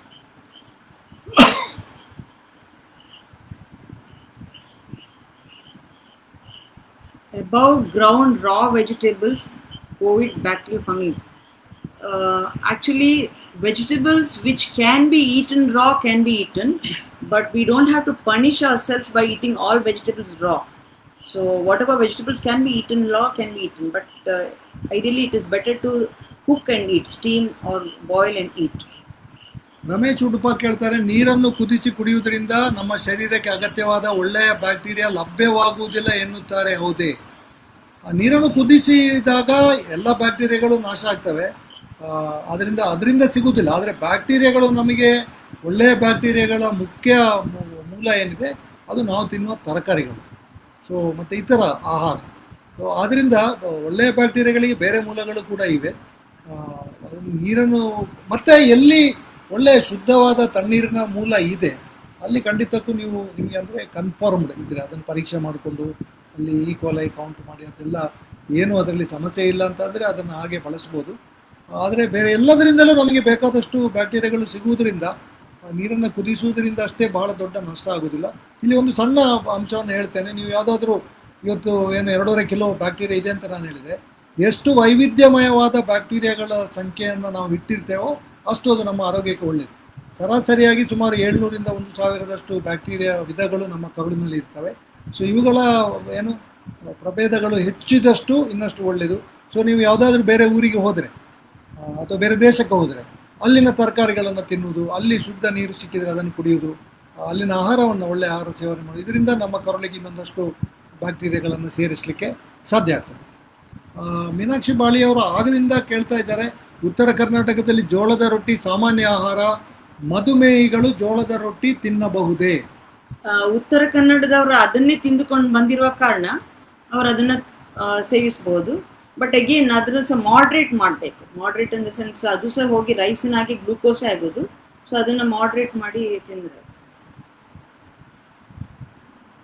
ನಾವು ಮುಖ್ಯವಾಗಿ ಇವತ್ತು ಆಹಾರಕ್ಕೆ ಸಂಬಂಧಪಟ್ಟ ಪ್ರಶ್ನೆಗಳಿಗಷ್ಟೇ ಉತ್ತರಿಸ್ತೇವೆ, ಯಾಕಂದ್ರೆ ತುಂಬ ಪ್ರಶ್ನೆಗಳಿದೆ. ಕೋವಿಡಿಂದ ಗುಣಮುಖರಾದವರು ಕೋವಿಡ್ ಆ್ಯಂಟಿಬಾಡಿ ಟೆಸ್ಟ್ ಮಾಡಿಸಿಕೊಳ್ಳಬೇಕು, ಅದು ಏನೋ ಕಡ್ಡಾಯವಾಗಿ ಏನೂ ಇಲ್ಲ. ನಿಮಗೆ ಆಸಕ್ತಿ ಇದ್ದರೆ ಮಾಡಿಸ್ಕೊಳ್ಳಿ. ಆದರೆ ನಿಮಗೆ RT-PCR ನಿಮ್ಮದು ಪಾಸಿಟಿವ್ ಬಂದಿತ್ತು ಅಂದರೆ, ನಿಮಗೆ ರೋಗ ಲಕ್ಷಣಗಳು ಬಂದಿತ್ತು ಅಂತಂದರೆ ಮತ್ತೆ ನೀವು ಆ್ಯಂಟಿಬಾಡಿ ನೋಡಬೇಕಾಗಿ ಅಂತೂ ಯಾವುದೇ ಒಂದು ಪ್ರೂಫ್ ಬೇಕಾಗಿದ್ದರೆ, ಉದಾಹರಣೆಗೆ ನೀವು ಮೊದಲು ಪರೀಕ್ಷೆ ಮಾಡಿಸಿಲ್ಲ, ನಿಮ್ಮ ಏನು ವಾಸನೆ ನಷ್ಟ ಆಗಿತ್ತು, ರುಚಿ ನಷ್ಟ ಆಗಿತ್ತು, ಖಂಡಿತಕ್ಕೂ ಕೋವಿಡ್ ಲಕ್ಷಣಗಳಿದ್ದು RT-PCR ನೀವು ಮಾಡಿಲ್ಲ, ನಿಮಗೇನೋ ಒಂದು ಅದಕ್ಕೆ ದಾಖಲೆ ಬೇಕು ಅಂತ ಆದರೆ ನೀವು ಆ್ಯಂಟಿಬಾಡಿ ಟೆಸ್ಟ್ ಮಾಡ್ಬೋದು. ಬಟ್ ಆ್ಯಂಟಿಬಾಡಿ ಟೆಸ್ಟ್ ಮಾಡುವುದಿದ್ದರೆ ಕಾರ್ಡ್ ಟೆಸ್ಟನ್ನು ಮಾಡಿಸಬೇಡಿ, ಅದು ಅಷ್ಟು ನಿಖರವಾದ ವರದಿ ಬರುವುದಿಲ್ಲ. ಅದು ಟ್ಯೂಬ್ ಟೆಸ್ಟ್ ಅಥವಾ ಎಲಿಸಾ ಟ್ಯೂಬ್ ಅಥವಾ ಎಲಿಸಾ ಅದನ್ನು ಮಾಡಿಸಬೇಕು. ಮೊಟ್ಟೆ ಎಲ್ಲೋ ಭಾಗವನ್ನು ತಿನ್ನಬಹುದೇ? ಅದು ಕೆಲವೊಮ್ಮೆ ಗ್ಯಾಸ್ಟ್ರಿಕ್ ಆಗುತ್ತದೆ. ಮೊಟ್ಟೆಯಿಂದ ಗ್ಯಾಸ್ಟ್ರಿಕ್ ಆಗೋದಿಲ್ಲ, ಮೊಟ್ಟೆಯಿಂದ ಎಲ್ಲೋ ಭಾಗ ಸಹ ತಿನ್ಬೋದು. ಇನ್ಫ್ಯಾಕ್ಟ್ ಮೊಟ್ಟೆಯಲ್ಲಿರುವ ಎಲ್ಲೋದಲ್ಲಿ ನಾವು ಅದರಲ್ಲಿ ವಿಟಮಿನ್ ಡಿ ಅಂಶ ಸಹ ಇರ್ತದೆ, ಕೊಲೆಸ್ಟ್ರಾಲ್ ಇರ್ತದೆ, ಆಮೇಲೆ ಕೋಲಿನ್ ಅಂತ ಒಂದು ವಿಟಮಿನ್ ಇರ್ತದೆ, ಬಯೋಟಿನ್ ಇರ್ತದೆ. ಸೊ ಮೊಟ್ಟೆದು ಎಲ್ಲೋ ಹೈಲಿ ನ್ಯೂಟ್ರಿಷಸ್, ಅದನ್ನು ಸಹ ವೈಟ್ನೊಟ್ಟಿಗೆ ತಿನ್ಬೋದು. ಮತ್ತು ನೆಕ್ಸ್ಟ್ ಕ್ವಶನ್ ಕೇಳಿದರೆ ದಿನಕ್ಕೆ ಎಷ್ಟು ಮೊಟ್ಟೆ ತಿನ್ಬೋದು ಅಂತ. ಅದು ನಿಮ್ಮ ವೇಟ್ ಮೇಲೆ ಹೊಂದಿಕೊಂಡುಂಟು, ಮತ್ತು ನಿಮ್ಮ ವೇಸ್ಟ್ ಗರ್ತ್ ಮೇಲೆ ಹೊಂದಿಕೊಂಡುಂಟು. ಈಗ ನಿಮಗೆ ಒಬೆಸಿಟಿ ಅಂದರೆ ನಿಮ್ಮ ಸೆಂಟ್ರಲ್ ಒಬೆಸಿಟಿ ಇಲ್ಲದಿದ್ದರೆ it is up to 1 grams per kg body weight ಅಂತ. Protein 1 gram per kg body weight. ನಿಮಗೆ ಬೇರೆ ಸೋರ್ಸಸ್ ಆಫ್ ಪ್ರೋಟೀನ್ ಇದ್ದರೆ ನಿಮ್ಮ ಮೊಟ್ಟೆಯಲ್ಲಿ ನೀವು ಅದನ್ನು ಮಾಡ್ರೇಟ್ ಮಾಡಬೇಕಾಗ್ತದೆ. ಸೊ ನಿಮಗೆ ಸ್ವಲ್ಪ ಮಟ್ಟಿಗೆ ಬೊಜ್ಜು ಉಂಟು, ಒಬೆಸಿಟಿ ಇದ್ದರೆ ನೀವು ಆ ಪ್ರಮಾಣವನ್ನು ಕಮ್ಮಿ ಮಾಡಬೇಕಾಗ್ತದೆ. It made B 0.5 to 7 grams per kg body wait. So ಒಂದು ಮೊಟ್ಟೆಯಲ್ಲಿ 6 grams ಪ್ರೋಟೀನ್ ದೊರಕುತ್ತದೆ. ಸೊ ಬೇಸ್ಡ್ ಆನ್ ದಟ್ ನೀವು ಎಷ್ಟು ಮೊಟ್ಟೆ ತಿನ್ನೋದು ನೀವು ತೀರ್ಮಾನ ಮಾಡಿ. ಜ್ಯೋತಿ ಕೇಳ್ತಾರೆ, ಕೆಲವು ಆಸ್ಪತ್ರೆಗಳಲ್ಲಿ ಚೆಸ್ಟ್ ಎಕ್ಸ್ರೇ TCDC ಎಲ್ಲ ಬರೆದ್ರೆ ಎಕ್ಸ್ರೇ ಮಾಡೋಕ್ಕೆ ಬರುವುದಿಲ್ಲ ಅಂತೇಳಿ CT ಸ್ಕ್ಯಾನ್ ಮಾಡ್ತಾ ಇದ್ದಾರೆ. ಇದು ಯಾಕೆ ಅಂತ. ಇದು ನನ್ನ ಪ್ರಶ್ನೆ ಮಾತ್ರ ಅಲ್ಲ, ಊರಿನ ಎಲ್ಲರ ಪ್ರಶ್ನೆ ಆಗಿದೆ ಅಂತ. ಇಲ್ಲ, ಇದು ಪದೇ ಪದೇ ನಾವು ಇದರ ಬಗ್ಗೆ ಹೇಳಿದ್ದೇವೆ, ಕಳೆದ ಬಾರಿ ಇದನ್ನು ಹೇಳಿದರು. ಸಿ ಟಿ ಸ್ಕ್ಯಾನ್ ಮಾಡುವ ಅಗತ್ಯ ಇಲ್ಲ ಅಂತ ಅನ್ನೋದನ್ನು ಇವತ್ತು ದೇಶದ ಅತ್ಯುನ್ನತ ಸಂಸ್ಥೆಯ ಹಿರಿಯ ಅಧಿಕಾರಿಗಳು ಕೂಡ ಇದನ್ನು ಹೇಳಿದ್ದಾರೆ. ಆದ್ದರಿಂದ ಖಂಡಿತವಾಗಿಯೂ ಸಿ ಟಿ ಸ್ಕ್ಯಾನ್ ಮಾಡಲೇಬೇಕು ಅಂತ ಒತ್ತಾಯ ಮಾಡಿದರೆ ನೀವು ಅದನ್ನು ಮಾಡುವ ಅಗತ್ಯ ಇಲ್ಲ, ನಮಗೆ ಎಕ್ಸ್ರೇ ಅಷ್ಟೇ ಮಾಡಿ ನೋಡಿ ಅಂತ ನೀವು ಖಂಡಿತಕ್ಕೂ ಅವರಿಗೆ ಹೇಳ್ಬೋದು. ಯಾಕಂದರೆ ಇವತ್ತು ಏನಾಗ್ತಾ ಇದೆ ಅಂತಂದರೆ, ನಾನು ನೋಡಿದ ಹಾಗೆ ಒಮ್ಮೆ ಸಿ ಟಿ ಸ್ಕ್ಯಾನ್ ಮಾಡ್ಕೊಂಡು ಬಂದರೆ, ಈಗ ಅದರ ಉದಾಹರಣೆಗೆ 4ನೇ ದಿನ ಒಂದು ರೋಗಿಗೆ ಸಿ ಟಿ ಸ್ಕ್ಯಾನ್ ಮಾಡಿದ್ರು ಅಂತ ಇಟ್ಕೊಳ್ಳಿ, ಆಮೇಲೆ 7ನೇ ದಿನ ಅದರಲ್ಲಿ ಏನಿರಲ್ಲ, ಒಂದು 10%, 10% ಅಥವಾ 15% ಭಾಗ ಅಷ್ಟೇ ಶ್ವಾಸಕೋಶಗಳಿಗೆ ಸಮಸ್ಯೆ ಆಗಿರುತ್ತೆ. 6 ದಿವಸದ ನಂತರ ಅವರು ಮತ್ತೆ ರೋಗ ಬಿಗಡಾಯಿಸಿ ಬರ್ತಾರೆ. ಆವಾಗ ನಾನು ಅವ್ರನ್ನ ಅಸೆಸ್ ಮಾಡೋದಕ್ಕೆ ಮತ್ತೆ ಎಕ್ಸ್ರೇ ಮಾಡೋದಕ್ಕೂ ಬೇಸರ ಆಗುತ್ತೆ. ಯಾಕಂದರೆ ಒಂದು ಸರಿ ಸಿ ಟಿ ಸ್ಕ್ಯಾನ್ ಅಂದರೆ ಬಹಳಷ್ಟು ರೇಡಿಯೇಷನ್ ಅವರು ತಗೊಂಡ ಮೇಲೆ ಮತ್ತೆ ಎಕ್ಸ್ರೇ ಮಾಡೋದಕ್ಕೂ ಕೂಡ ಬೇಸರ ಆಗ್ತದೆ. ಅದರಿಂದ ಅಂದರೆ ನನ್ನ ಮಟ್ಟಿಗೆ, ಉಳಿದವ್ರು ನನಗೆ ಗೊತ್ತಿಲ್ಲ. ಅದರಿಂದ ಪದೇ ಪದೇ ಸಿ ಟಿ ಸ್ಕ್ಯಾನ್ ಮಾಡೋದಕ್ಕೆ ಆಗೋದೇ ಇಲ್ಲ. ಸೊ ಈ ಎಲ್ಲ ಕಾರಣಗಳಿಂದ, ಮತ್ತು ವೆಚ್ಚ ಹೇಗೂ ಇದೆ, ಈ ಎಲ್ಲ ಕಾರಣಗಳಿಂದ ಏನು ಕೊರೋನಾ ಸೋಂಕಿತರಲ್ಲಿ ಅತ್ಯಂತ ಸುಲಭದ, ಅತ್ಯಂತ ಏನು ಕಡಿಮೆ ಖರ್ಚಿನ ವಿಧಾನ ಅಂತಂದರೆ ಎಕ್ಸ್ರೇ ಮಾಡುವಂಥದ್ದು. ಕೊರೋನಾ ಸಮಯದಲ್ಲಿ ವಿಟಮಿನ್ ಮಾತ್ರೆಗಳನ್ನು ತೆಗೆದುಕೊಳ್ಳುವುದರಿಂದ ಪ್ರಯೋಜನ ಉಂಟಾ? ಇಲ್ಲ, ಇದರಿಂದ ಕೊರೋನಾಕ್ಕೆ ಯಾವುದೇ ಪ್ರಯೋಜನ ಉಂಟು ಅಂತ ಹೇಳೋದಕ್ಕೆ ಯಾವುದೇ ಆಧಾರಗಳಿಲ್ಲ. ವಿಟಮಿನ್ ಸಿ ಇರ್ಬೋದು ಅಥವಾ ಜಿಂಕ್ ಇರ್ಬೋದು. ವಿಟಮಿನ್ ಡಿ ತುಂಬ ಕಡಿಮೆ ಇದ್ದವರಲ್ಲಿ, ಅಂದರೆ ತುಂಬ ವಯಸ್ಸಾದವರು ಇಂಥವರಲ್ಲಿ ಸ್ವಲ್ಪ ಮಟ್ಟಿಗೆ ಅದು ಸಹಾಯ ಆಗ್ಬೋದು ಅಂತ ಹೇಳೋ ವರದಿಗಳಿದೆ. ಅದರಿಂದ ಅದನ್ನು ಬೇಕಾದರೆ ತಗೋಬೋದು, ಅಥವಾ ಬಿಸಿಲಲ್ಲಿ ನೀವು ಹೆಚ್ಚು ಅಡ್ಡಾಡುವವರಾಗಿದ್ದರೆ ಅದು ಬೇಕಾಗೋದಿಲ್ಲ. ಇಲ್ಲದಿದ್ದರೆ ವಿಟಮಿನ್ ಡಿ ಕೊರತೆ ಇರುವಂಥ ಸಾಧ್ಯತೆಗಳಿದ್ದರೆ ನೀವು ವಿಟಮಿನ್ ಡಿ ತಗೊಳ್ಬೋದು. ಉಳಿದ ವಿಟಮಿನ್ಗಳಿಂದ ಪ್ರಯೋಜನ ಇದೆ ಅಂತ ಹೇಳೋದಕ್ಕೆ ಆಧಾರಗಳಿಲ್ಲ. ಮಾಂಸಾಹಾರ ತಗೊಳ್ಳದವರು ಎಷ್ಟು ಗ್ರಾಂ ಬೇಳೆಕಾಳು ತಗೊಳ್ಳಬೇಕು?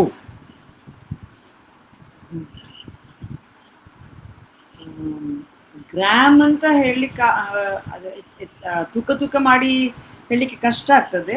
ಬಿಕಾಸ್ ಅದನ್ನು ನಾನು ಸೊ ಆ್ಯಕ್ಚುಲಿ ಒಂದು ಬೌಲ್ ಫುಲ್, ಈಗ ತೊಗರಿಬೇಳೆ ಸಾಂಬಾರು ಮಾಡಬೇಕಿದ್ರೆ ತೊಗರಿಬೇಳೆ ಜಾಸ್ತಿ ಹಾಕಬೇಕು, ಹೆಸರುಬೇಳೆ ಜಾಸ್ತಿ ಹಾಕಬೇಕು. ಸೊ ಒಂದು ಬೌಲ್ ಫುಲ್ ಬೇಳೆಗಳನ್ನು ಇನ್ಕ್ಲೂಡ್ ಮಾಡಿದರೆ ಒಳ್ಳೆಯದು ಆಹಾರದ ಜೊತೆಗೆ. ನಾವೀಗ 15 ವರ್ಷದಿಂದ ನಮ್ಮ ಇವರಿಗೆ ಏನು ನಮ್ಮಲ್ಲಿ ಸಲಹೆ ಪಡೆಯುವವರಿಗೆ ಆಹಾರದ ಬಗ್ಗೆ ಹೇಳ್ತಾ ಇದ್ದೇವೆ. ನಾವು ಯಾವತ್ತೂ ಗ್ರಾಮ್ ಲೆಕ್ಕದಲ್ಲಿ ಈ ಆಹಾರದ ಕ್ರಮವನ್ನು ಹೇಳಿದ್ದಿಲ್ಲ. ಪ್ರೋನಿಂಗ್ ಟೆಕ್ನಿಕ್ ಬಗ್ಗೆ ನಿಮ್ಮ ಅಭಿಪ್ರಾಯ ಏನು? ಜ್ವರದ ಸಮಯದಲ್ಲಿ ಚಿಕನ್ ಆಹಾರ ನಿಷಿದ್ಧವಾಗಿರುವಾಗ ಕೊರೋನಾ ಪೀಡಿತರು ಸೇವಿಸುವುದರಿಂದ ಅಡ್ಡ ಪರಿಣಾಮ ಬೀರಲಾರದೆ ಅಂತ ಡಾಕ್ಟರ್ ಶಿವಪ್ರಸಾದ್ ಕೇಳ್ತಾರೆ. ಅಲ್ಲ, ಪ್ರೋನಿಂಗಿನ ಪ್ರಯೋಜನಗಳು ಇದೆ, ಅದರಲ್ಲಿ ಸಮಸ್ಯೆಗಳು ಇದೆ. ಅದರಿಂದ ಪ್ರೋನಿಂಗನ್ನು ಸುಮ್ಮನೆ ಹೀಗೆ ಏನು ಹೇಳುವಂಥದ್ದು ಅಷ್ಟು ಸರಿ ಅನಿಸೋದಿಲ್ಲ. ಯಾರಿಗೆ ಗಂಭೀರ ಸಮಸ್ಯೆ ಇದೆ ಅವರನ್ನು ವೈದ್ಯಕೀಯ ನಿಗಾವಣೆಯಲ್ಲಿ ಅಷ್ಟೇ ಪ್ರೋನಿಂಗ್, ಅಂದರೆ ಕೌಚಿ ಮಲಗುವಂಥದ್ದು ಮಾಡಿದರೆ ಒಳ್ಳೆಯದು. ಇದು ಜ್ವರದ ಸಮಯದಲ್ಲಿ ಚಿಕನ್ ಆಹಾರ ನಿಷಿದ್ಧವಾಗಿದೆ ಅಂತ ಅನ್ನೋದು ನನಗಂತೂ ಗೊತ್ತಿಲ್ಲ.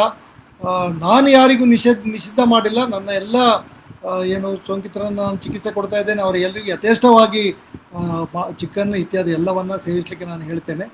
ಒಂದು ವೇಳೆ ಎಲ್ಲಿಯಾದರೂ ಆಸ್ಪತ್ರೆಯಲ್ಲಿ ಆಗಿ ವೈದ್ಯರಾಗಲಿ ಇಲ್ಲ ಚಿಕನ್ ತಿಂದರೆ ಕೊರೋನಾ ಜಾಸ್ತಿ ಆಗ್ತದೆ ಅಂತ ಹೇಳಿದರೆ ದಯವಿಟ್ಟು ಅದನ್ನು ಪ್ರಶ್ನೆ ಮಾಡಿ, ನಿಮ್ಮ ಆಹಾರದ ಏನು ನಿಮಗೆ ತಿನ್ನುವಂಥ ಅಗತ್ಯ ಇದೆ ಅದನ್ನು ನೀವು ಖಂಡಿತವಾಗೂ ವೈದ್ಯರಲ್ಲಿ ಹೇಳಿ ಅದನ್ನು ಪಡ್ಕೋಬೋದು.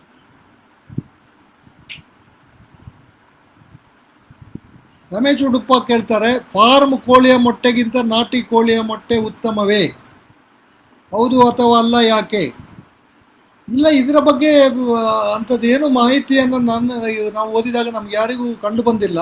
ಇದು ಮೊಟ್ಟೆ ಮಾತ್ರ ಅಲ್ಲ, ಇದು ನಾಟಿ ಕೋಳಿಯ ಬಗ್ಗೆನೂ ಕೇಳ್ತಾರೆ, ಫಾರ್ಮ್ ಕೋಳಿಯ ಬಗ್ಗೆನೂ ಕೇಳ್ತಾರೆ.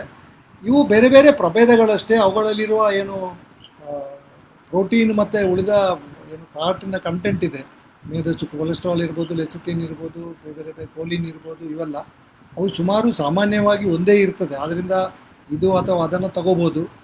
ನಾಟಿ ಕೋಳಿಯೇ ಆಗಬೇಕು ಅಥವಾ ಅದರ ಮೊಟ್ಟೆಯೇ ಆಗಬೇಕು ಅಂತ ಹುಡುಕಿಕೊಂಡು ಹೋಗಬೇಕಾಗಿಲ್ಲ. ಇದನ್ನು ಫಾರ್ಮ್ ಕೋಳಿದನ್ನು ಕೂಡ ತಗೋಬೋದು. Rajkumar Naik asking, I am Rajkumar from Bhubaneswar. I have tested COVID positive since 13th May. Since last 2 days, I have developed allergy. Kindly suggest me the medicine. See, we should find out here, suggesting medicine here is difficult, but you have to find out what is the reason of your allergy. Are you taking any medications or are you taking any herbal preparation? So you have to look for it. So suggesting medicine over here is very difficult. So you have to find out what have you included new in your eating habits, whether any medications or any new food which could be the reason for allergy. Dr. Dinesh Kadam, what's your advice on taking regular ginger garlic green tea?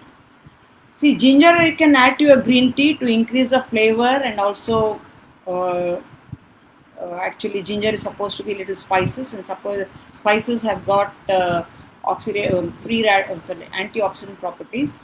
And garlic adding to the tea, I don't know, I have not tried that, but garlic what you use for cooking is fine, so not to be added to the tea.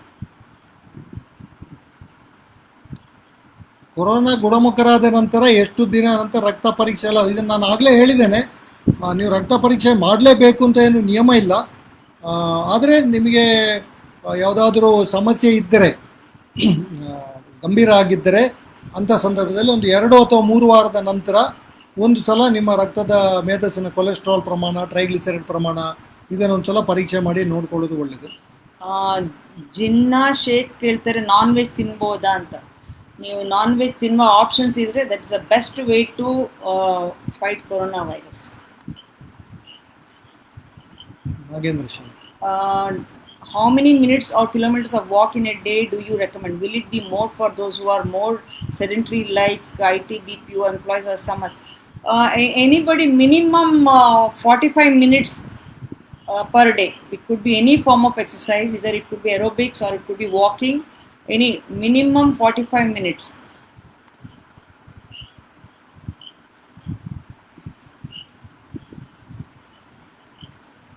And employees are, will it be more for those who are more sedentary like IT, BPO employees or some other jobs? Also, there are a lot of conflicting views on running. Is running short distance like 3 to something that you recommend? Thank you. So, jogging is supposed to be the also a good exercise, and as per your capacity, you can do that. And whether it is IT, BPO, or whatever it is, everybody should include 45 minutes of exercise daily, consistently, at least 6 days in a week. Suresh ಕೇಳ್ತಾರೆ ಶಿಕಾರಿಪುರದಿಂದ, ನಾನು ಕಳೆದ ಬಾರಿ ಸೋಂಕಿತಗೊಳಗಾಗಿದ್ದೆ, ಭಯಪಡುವ ಅಗತ್ಯ ಇಲ್ಲ ಅಂತ ನೀವು ಹೇಳಿದ್ದೀರಿ.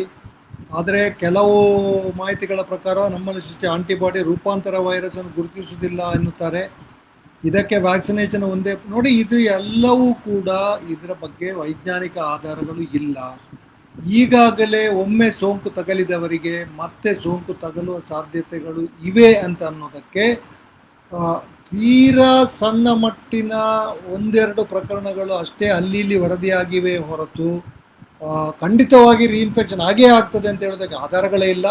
ಆದ್ದರಿಂದ ಏನೋ ಒಟ್ಟಾರೆಯಾಗಿ ನಾವೆಲ್ಲವನ್ನು ಸಮಗ್ರವಾಗಿ ನೋಡಿದರೆ ಒಮ್ಮೆ ಸೋಂಕಿತರಾದವರಿಗೆ, ಕೊರೋನಾ ಸೋಂಕಿತರಾದವರಿಗೆ ಮತ್ತೊಮ್ಮೆ ಸೋಂಕು ತಗಲುವ ಸಾಧ್ಯತೆ ಇಲ್ಲವೇ ಇಲ್ಲ ಅಂತ ಹೇಳೋದಕ್ಕೆ ನಾನಂತೂ ಅದನ್ನು ಧೈರ್ಯವಾಗಿ ಹೇಳ್ತೇನೆ. ನಾನೇ ಅದಕ್ಕೆ ಉದಾಹರಣೆ ಇದ್ದೇನೆ. ಒಮ್ಮೆ ಸೋಂಕು ತಗಲಿದವರಿಗೆ ಮತ್ತೆ ಸೋಂಕು ತಗಲುವ ಸಾಧ್ಯತೆ ಇಲ್ಲ, ಅವರಿಂದ ಬೇರೆಯವರಿಗೆ ಸೋಂಕು ತಗಲುವ ಸಾಧ್ಯತೆ ಇಲ್ಲ. ಮತ್ತು ಹೊಸ ರೂಪಾಂತರದ ವೈರಸ್ಸನ್ನು ಪರಿಣಾಮಕಾರಿಯಾಗಿ ಗುರುತಿಸುವುದಿಲ್ಲ ಅಂತ ಹೇಳೋದಕ್ಕೂ ಆಧಾರ ಇಲ್ಲ. ರೂಪಾಂತರಗಳಾಗುವಂಥದ್ದು ವೈರಸ್ಸಿನ ವೈರಸ್ಸಿನ ಪ್ರೋಟೀನಿನ ಅತ್ಯಂತ ಸಣ್ಣ ಭಾಗದಲ್ಲಿ. ಇದು ನಾವು ಮೊದಲ ಬಾರಿಗೆ ಈ ಥರ ಒಂದು ವೈರಸ್ಸಿನ ಎಲ್ಲ ಸೀಕ್ವೆನ್ಸಿಂಗ್ ಮಾಡಿಬಿಟ್ಟು ಅದರ ಒಂದೊಂದು ಅಮೈನೋ ಆ್ಯಸಿಡ್, ಒಂದೊಂದು ಅದರ ಏನು RNA-ಯಲ್ಲಿರೋ ಒಂದೊಂದು ಸಣ್ಣ ಭಾಗವನ್ನು ಅದರಲ್ಲಿ ಆಗೋ ಬದಲಾವಣೆಯನ್ನು ಹುಡುಕಿಕೊಂಡು ಹೋಗ್ತಾ ಇದ್ದೇವೆ. ಇದನ್ನು ರೂಪಾಂತರ ಅಂತ ಸುದ್ದಿ ಮಾಡ್ತಾ ಇದ್ದೇವೆ. ಬಟ್ ಒಟ್ಟಾರೆಯಾಗಿ ಒಮ್ಮೆ ಸೋಂಕಿತರಾದವರು ಇಡೀ ವೈರಸ್ಸನ್ನು ಸಂಪೂರ್ಣವಾಗಿ ನೆನಪಿಟ್ಟುಕೊಳ್ತಾರೆ. ಅದರಿಂದ ನೋಡಿ, ಈಗ ಜಗತ್ತಿನಲ್ಲಿ ಕೋಟಿಗಟ್ಟಲೆ ಜನರಿಗೆ, ನಮ್ಮ ದೇಶದಲ್ಲಿ ಕೋಟಿಗಟ್ಟಲೆ ಜನರಿಗೆ ಕೊರೋನಾ ಬಂದಾಗಿದೆ. ಸೊ ರೂಪಾಂತರಿತ ಬಗೆಗಳೇ ಈಗ ಹರಡ್ತಾ ಇರುವಂಥದ್ದು. ಎಷ್ಟು ಜನರಿಗೆ ಕೊರೋನಾ ಹಿಂದೆ ಆದವರಿಗೆ ಈಗ ಮತ್ತೆ ಬಂದಿದೆ? ಹುಡುಕಿದ್ರೂ ಯಾರೂ ಸಿಗಲಿಕ್ಕಿಲ್ಲ. 1-2 ವರದಿಗಳನ್ನು ಬಿಟ್ಟುಬಿಡಿ, ಅದರ ಹಿಂದೆ ಬೇರೆ ಕಾರಣಗಳಿರ್ಬೋದು. ಅದು ಏನು ಅಂತ ಅದನ್ನು ನಾವು ಕೂಲಂಕಷವಾಗಿ ನೋಡಿದರೆ ಮಾತ್ರ ನಮಗೆ ಅದರ ಸತ್ಯ ತಿಳಿಬೋದು. ಅದರಿಂದ ಇಂಥ ಚಿಂತೆಗಳನ್ನು ಯಾರು ಇಟ್ಕೊಳ್ಬೇಡಿ. ಆಮೇಲೆ ಸೋಂಕಿತರಾದವರು ಮತ್ತೆ ಲಸಿಕೆಯನ್ನು ಪಡೆದುಕೊಳ್ಳುವುದರಿಂದ ಹೆಚ್ಚಿನ ಪ್ರಯೋಜನ ಇಲ್ಲ ಅಂತ ನಾವಿಬ್ಬರೂ ಹೇಳ್ಕೊಂಡೇ ಬಂದಿದ್ದೇವೆ. ಈಗ ಕೇಂದ್ರ ಸರ್ಕಾರವೇ ಅದನ್ನು ಹೇಳಿದೆ, ಸೋಂಕಿತರಾದರೂ 6 ತಿಂಗಳು ಕಾದು ಬಿಡಿ, ನೀವು ಆಮೇಲೆ ನೋಡೋಣ ಅಂತ. ಆದ್ದರಿಂದ ಒಮ್ಮೆ ಸೋಂಕಿತರಾದವರಿಗೆ ಪೂರ್ಣ ಪ್ರಮಾಣದ ರೋಗರಕ್ಷಣೆ ಬರುವ ಕಾರಣಕ್ಕೆ ಈ ವ್ಯಾಕ್ಸಿನ್ನಿಂದ ಅವರಿಗೆ ಏನು ಎಕ್ಸ್ಟ್ರಾ ಪ್ರಯೋಜನ ಏನು ಆಗುತ್ತದೆ ಅಂತ ಹೇಳೋದಕ್ಕೆ ಆಧಾರಗಳಿಲ್ಲ. ಅದರಿಂದ ನಮ್ಮ ಮಟ್ಟಿಗೆ ಹೇಳೋದಾದರೆ, ನಾವಿಬ್ಬರೂ ಸೋಂಕಿತರಾಗಿದ್ದೇವೆ, ಆಂಟಿಬಾಡಿ ಪರೀಕ್ಷೆಯಲ್ಲಿ ಪಾಸಿಟಿವ್ ಬಂದಿದ್ದೇವೆ, ನಾವು ಲಸಿಕೆಯನ್ನು ಹಾಕಿಸಿಕೊಂಡಿಲ್ಲ, ಅಷ್ಟನ್ನು ನಾನು ಹೇಳ್ಬೋದು. ಆಮೇಲೆ ನಿಮ್ಮ ತೀರ್ಮಾನವನ್ನು ನೀವು ಮಾಡ್ಕೊಳ್ಳಿ. On behalf of my cousin, sugar problems are very common these days. Doctors say sugar should be controlled. Can you put some light on the meaning of controlled sugar? See, it's actually coronavirus is basically, I can say, it's a disease of sugar only, because it impairs our glucose metabolism. So now we can't weigh how much sugar we want to take, but what you can do is we have to check our fasting blood sugar, and ideally fasting blood sugar should be below 85. If it's below 85, it says that your insulin is sensitive and you are able to handle your sugar very well. So, but infected with coronavirus, I would advise to completely cut short sugars so that it won't add to hyperglycemia and complications of hyperglycemia. Either it could be secondary bacterial infection, secondary fungal infection. So particularly when going through corona infection, it is better to avoid sugars completely. What are the Uses of omega-3 tablets? Can anyone, children or elders, take the tablet? See, omega-3 fish oil is anti-inflammatory, no doubt about it. And people who are totally vegetarian, they can include this as supplement. But one thing you should be careful is actually the dose should be very low. Just I think 300 to 600 milligrams, what we can say. But you should also be careful that people, in children it's okay, but adults, if they are already taking medication, blood thinning agents, they should have a watch on the amount of omega-3 tablets they are taking, because omega-3 also has got blood thinning properties, which is actually a good action. But when you are taking other blood thinning tablets, it is better to have a check on the amount you take. For children, you can give. Doctor Firdous ಕೇಳ್ತಾರೆ, how relevant is the use of anticoagulants in covid patients? ಇದರ ಬಗ್ಗೆ ಭಾಳ ಸ್ಪಷ್ಟವಾದ ಏನು ಮಾಹಿತಿ, ಯಾರಲ್ಲಿ ಆಂಟಿಕಾಗುಲೆಂಟ್ಸ್ ಕೊಡಬೇಕು, ಎಷ್ಟು ಕೊಡಬೇಕು ಅಂತ ಹೇಳೋದನ್ನು ಅಮೆರಿಕಾದ ರಾಷ್ಟ್ರೀಯ ಆರೋಗ್ಯ ಸೇವೆಗಳು, ಬ್ರಿಟನ್ನ ರಾಷ್ಟ್ರೀಯ ಆರೋಗ್ಯ ಸೇವೆಗಳು ಭಾಳ ಸ್ಪಷ್ಟವಾದ ಮಾರ್ಗದರ್ಶಿಯನ್ನು ನೀಡಿವೆ. ನಾನು ಅಂದರೆ ಅದನ್ನೇ ಯಾಕೆ ಹೇಳ್ತಾ ಇದ್ದೇನೆ ಅಂತಂದರೆ, ಇಲ್ಲಿ ಇನ್ನೂ ಕೂಡ ಏನು ಸ್ಪಷ್ಟವಾದಂಥ ಒಂದು ಚಿಕಿತ್ಸಾ ಕಾರ್ಯಸೂಚಿ ಇನ್ನೂ ಬಂದಿಲ್ಲ. ಅದರಿಂದ ಅವುಗಳ ಪ್ರಕಾರ ಏನು ಅಂತಂದರೆ, ಯಾರಲ್ಲಿ ಈಗಾಗಲೇ ನಿಜಕ್ಕೂ ಏನು ರಕ್ತ ಹೆಪ್ಪುಗಟ್ಟುವಂಥ ಸಮಸ್ಯೆ ಕಂಡು ಬಂದಿದೆ, ಅಥವಾ ಅಂಥ ಇದು ಏನು ಅಪಾಯ ತುಂಬ ಜಾಸ್ತಿ ಇದೆ, ಉದಾಹರಣೆಗೆ ತೀವ್ರವಾಗಿ ಸಮಸ್ಯೆಗೀಡಾಗಿ ICUನಲ್ಲಿ ವೆಂಟಿಲೇಟ್ರಲ್ಲಿರುವವರು, ಅಂಥವರಿಗೆ 2 ಪಾಲು ಹೆಚ್ಚು ಡೋಸನ್ನು ಹೆಪರಿನನ್ನು ಕೊಡಬೇಕು. ಉಳಿದವರಲ್ಲಿ ಅಂದರೆ ICUನಲ್ಲಿದ್ದಾರೆ, ಆಕ್ಸಿಜನ್ ತಗೋತಾ ಇದ್ದಾರೆ, ಗಂಭೀರವಾಗಿದ್ದಾರೆ, ಅಂಥವರಿಗೆ ಅದನ್ನು ಏನು ಅರ್ಧ ಡೋಸ್, ಅಂದರೆ ನಾವೇನು ಪ್ರೊಫಿಲ್ಯಾಕ್ಟಿಕ್ ಡೋಸ್ ಅಂತಲೇ ಹೇಳ್ತೇವೆ, ತಡೀಲಿಕ್ಕೆ ಇರುವಂಥ ಡೋಸ್, ಅದರಲ್ಲಿ ಕೊಡಬೇಕು ಅಂತ ಹೇಳಿದ್ದಾರೆ. ಸೊ ಅದನ್ನೇ ನಾವು ಸುಮಾರಾಗಿ ಎಲ್ಲ ಆಸ್ಪತ್ರೆಗಳಲ್ಲಿ ಅದನ್ನೇ ಪಾಲನೆ ಮಾಡ್ತೇವೆ. ಕೆಲವರು ಆಸ್ಪತ್ರೆಯಿಂದ ಡಿಸ್ಚಾರ್ಜ್ ಆಗಿ ಹೋಗುವಾಗಲೂ ಆಂಟಿಕಾಗುಲೆಂಟ್ಸ್ ತಗೋಬೇಕು, ಆಸ್ಪಿರಿನ್ ತಗೋಬೇಕು ಅಂತ ಹೇಳ್ತಾರೆ. ಆದರೆ ಅದಕ್ಕೆ ಅಂಥ ರೆಕಮೆಂಡೇಶನ್ ಇನ್ನೂ ಕೂಡ ಎಲ್ಲಿಯೂ ಸ್ಪಷ್ಟವಾಗಿ ಇಲ್ಲ. ಇಲ್ಲಿ ಬಳಸಲಾಗ್ತದೆ, ಆದರೆ ಅಂಥ ನಿರ್ದಿಷ್ಟವಾದ ಏನು ರೆಕಮೆಂಡೇಶನ್ ಇನ್ನೂ ಕೂಡ ಇಲ್ಲ. ಮಹೇಂದ್ರ ಹಿಪ್ಪಾಗಿ ಕೇಳ್ತಾರೆ, ಸೋಯಾ ಮಿಲ್ಕ್ ತಗೋ. Soya milk actually is fermented soya you can take, but it should be avoided in people who have got atopic, that is allergy background. It could be either skin allergy or sneezing, that is allergic rhinitis, or wheezing. They should avoid soy products. And fermented soy can be taken in moderation, that is tofu. But too much of soy is also not good, because it also has phytoestrogens. So it should be taken in I think fermented soya can be taken in the form of tofu.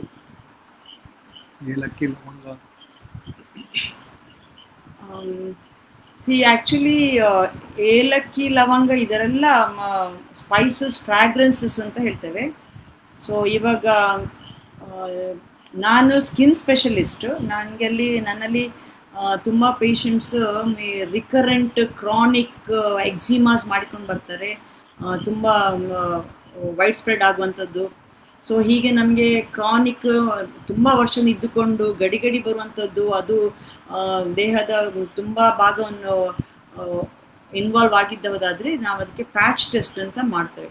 ಈ patch test ಅಂತ ಮಾಡಿದಾಗ common ಆಗಿ ಎಕ್ಸಿಮಾಗಳಿಗೆ ಕಾರಣ, ಈಗ ನಮ್ಮಲ್ಲಿ ಇಂಡಿಯಾದಲ್ಲಿ ಮಾತ್ರ ಅಲ್ಲ, world over fragrance is suppose to be one of the commonest reason for disseminated eczema ಅಂತ.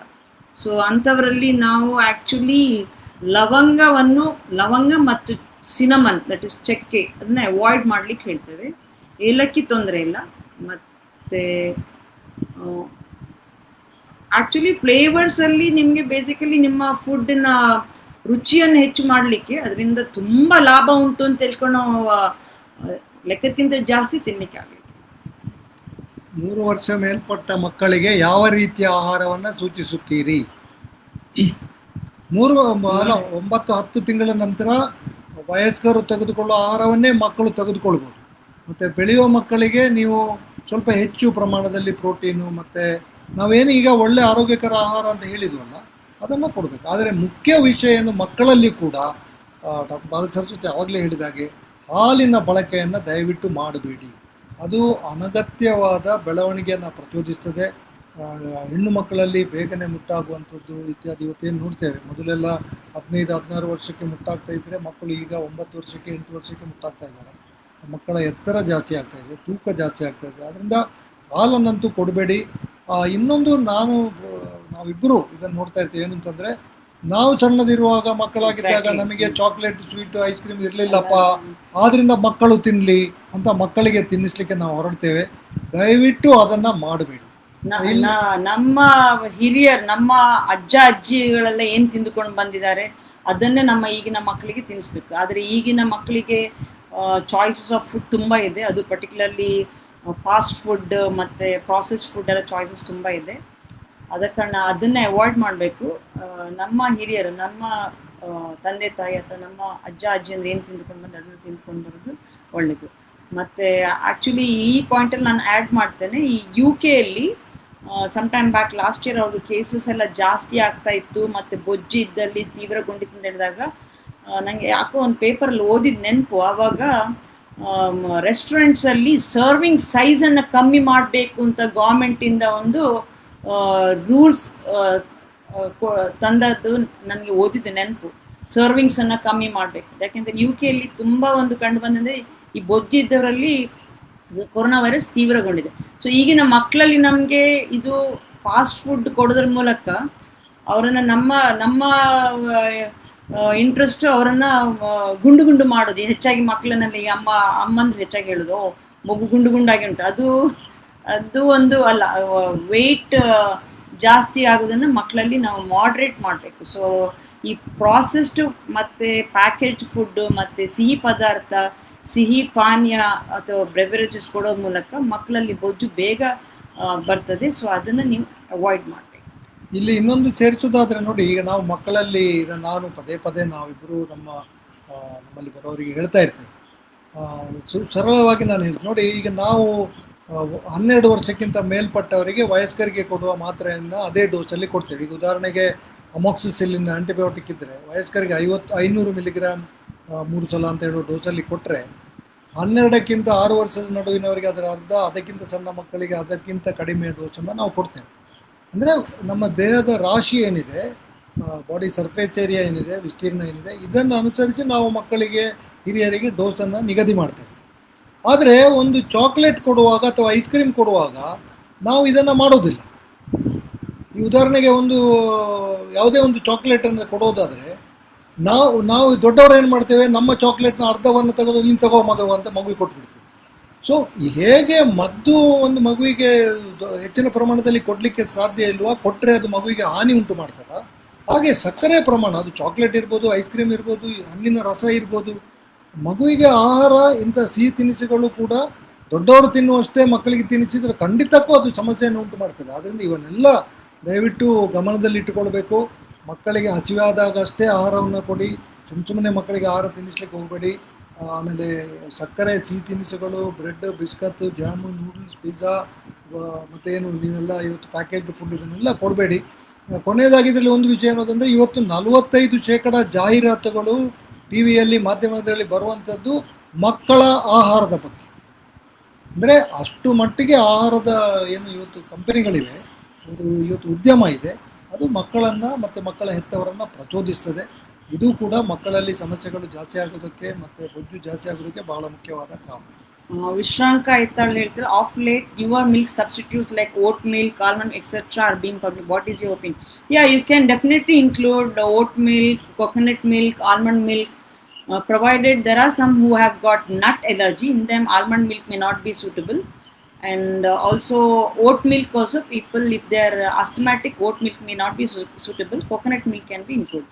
So all these are other way of including other than your, because here cow's milk is basically it's a functional food.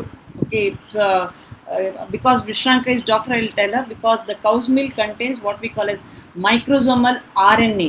This microsomal RNA has got some similarity with some of our RNA, so it will go and inhibit the function of some of our RNA. So avoiding other than cow's milk, I think you can try all this milk based on your allergy background.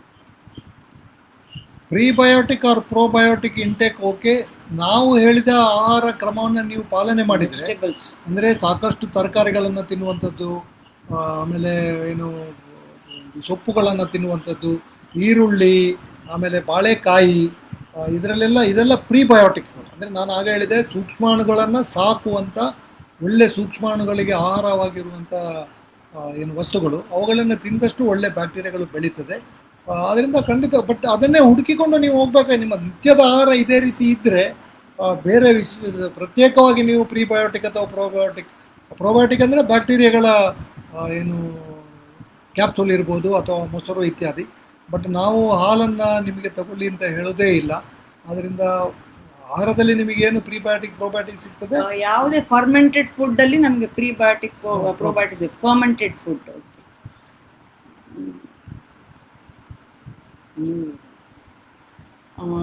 Venkatesh Balige ಅವರು ಕೇಳ್ತಾ ಇದ್ದಾರೆ, ಮಜ್ಜಿಗೆ, ಮೊಸರು ಹಾಗೂ ಪನೀರ್ ಬಗ್ಗೆ ನಿಮ್ಮ ಅಭಿಪ್ರಾಯ.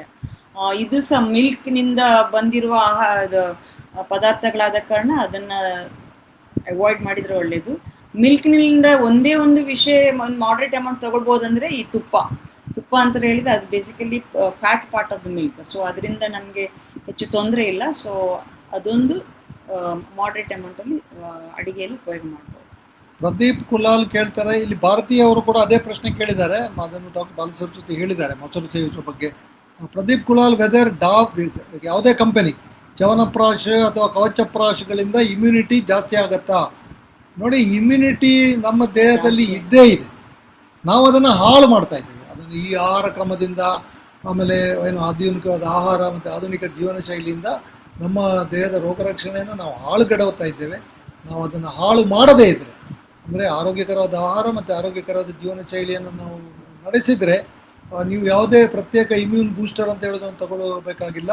ಮತ್ತು ಇವು ಯಾವಾಗಳೂ ಕೂಡ ಚ್ಯವನಪ್ರಾಶ ಇರ್ಬೋದು ಅಥವಾ ಕವಚಪ್ರಾಶ ಇರ್ಬೋದು, ಇವೆಲ್ಲ ಇಮ್ಯೂನ್ ಬೂಸ್ಟರ್ ಅಂತ ಅದು ಹೇಳಿಕೆ ಬರೋದಿಲ್ಲ. ಅದರಿಂದ ಅವಕ್ಕೆಲ್ಲ ನೀವು ಪ್ರಯತ್ನ ಮಾಡಬೇಡಿ.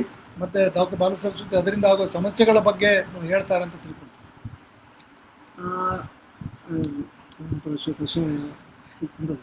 ಅದರಲ್ಲಿ ನನಗೆ ಏನಿದೆ ಅಂತ ತಿಳಿದು ನಾನು ಅಡ್ವೈಸ್ ಮಾಡ್ತೇನೆ. ನನಗೆ ಈಗ ಅದರಲ್ಲಿ ಏನಿದೆ ಅಂತ ಗೊತ್ತಿಲ್ಲ.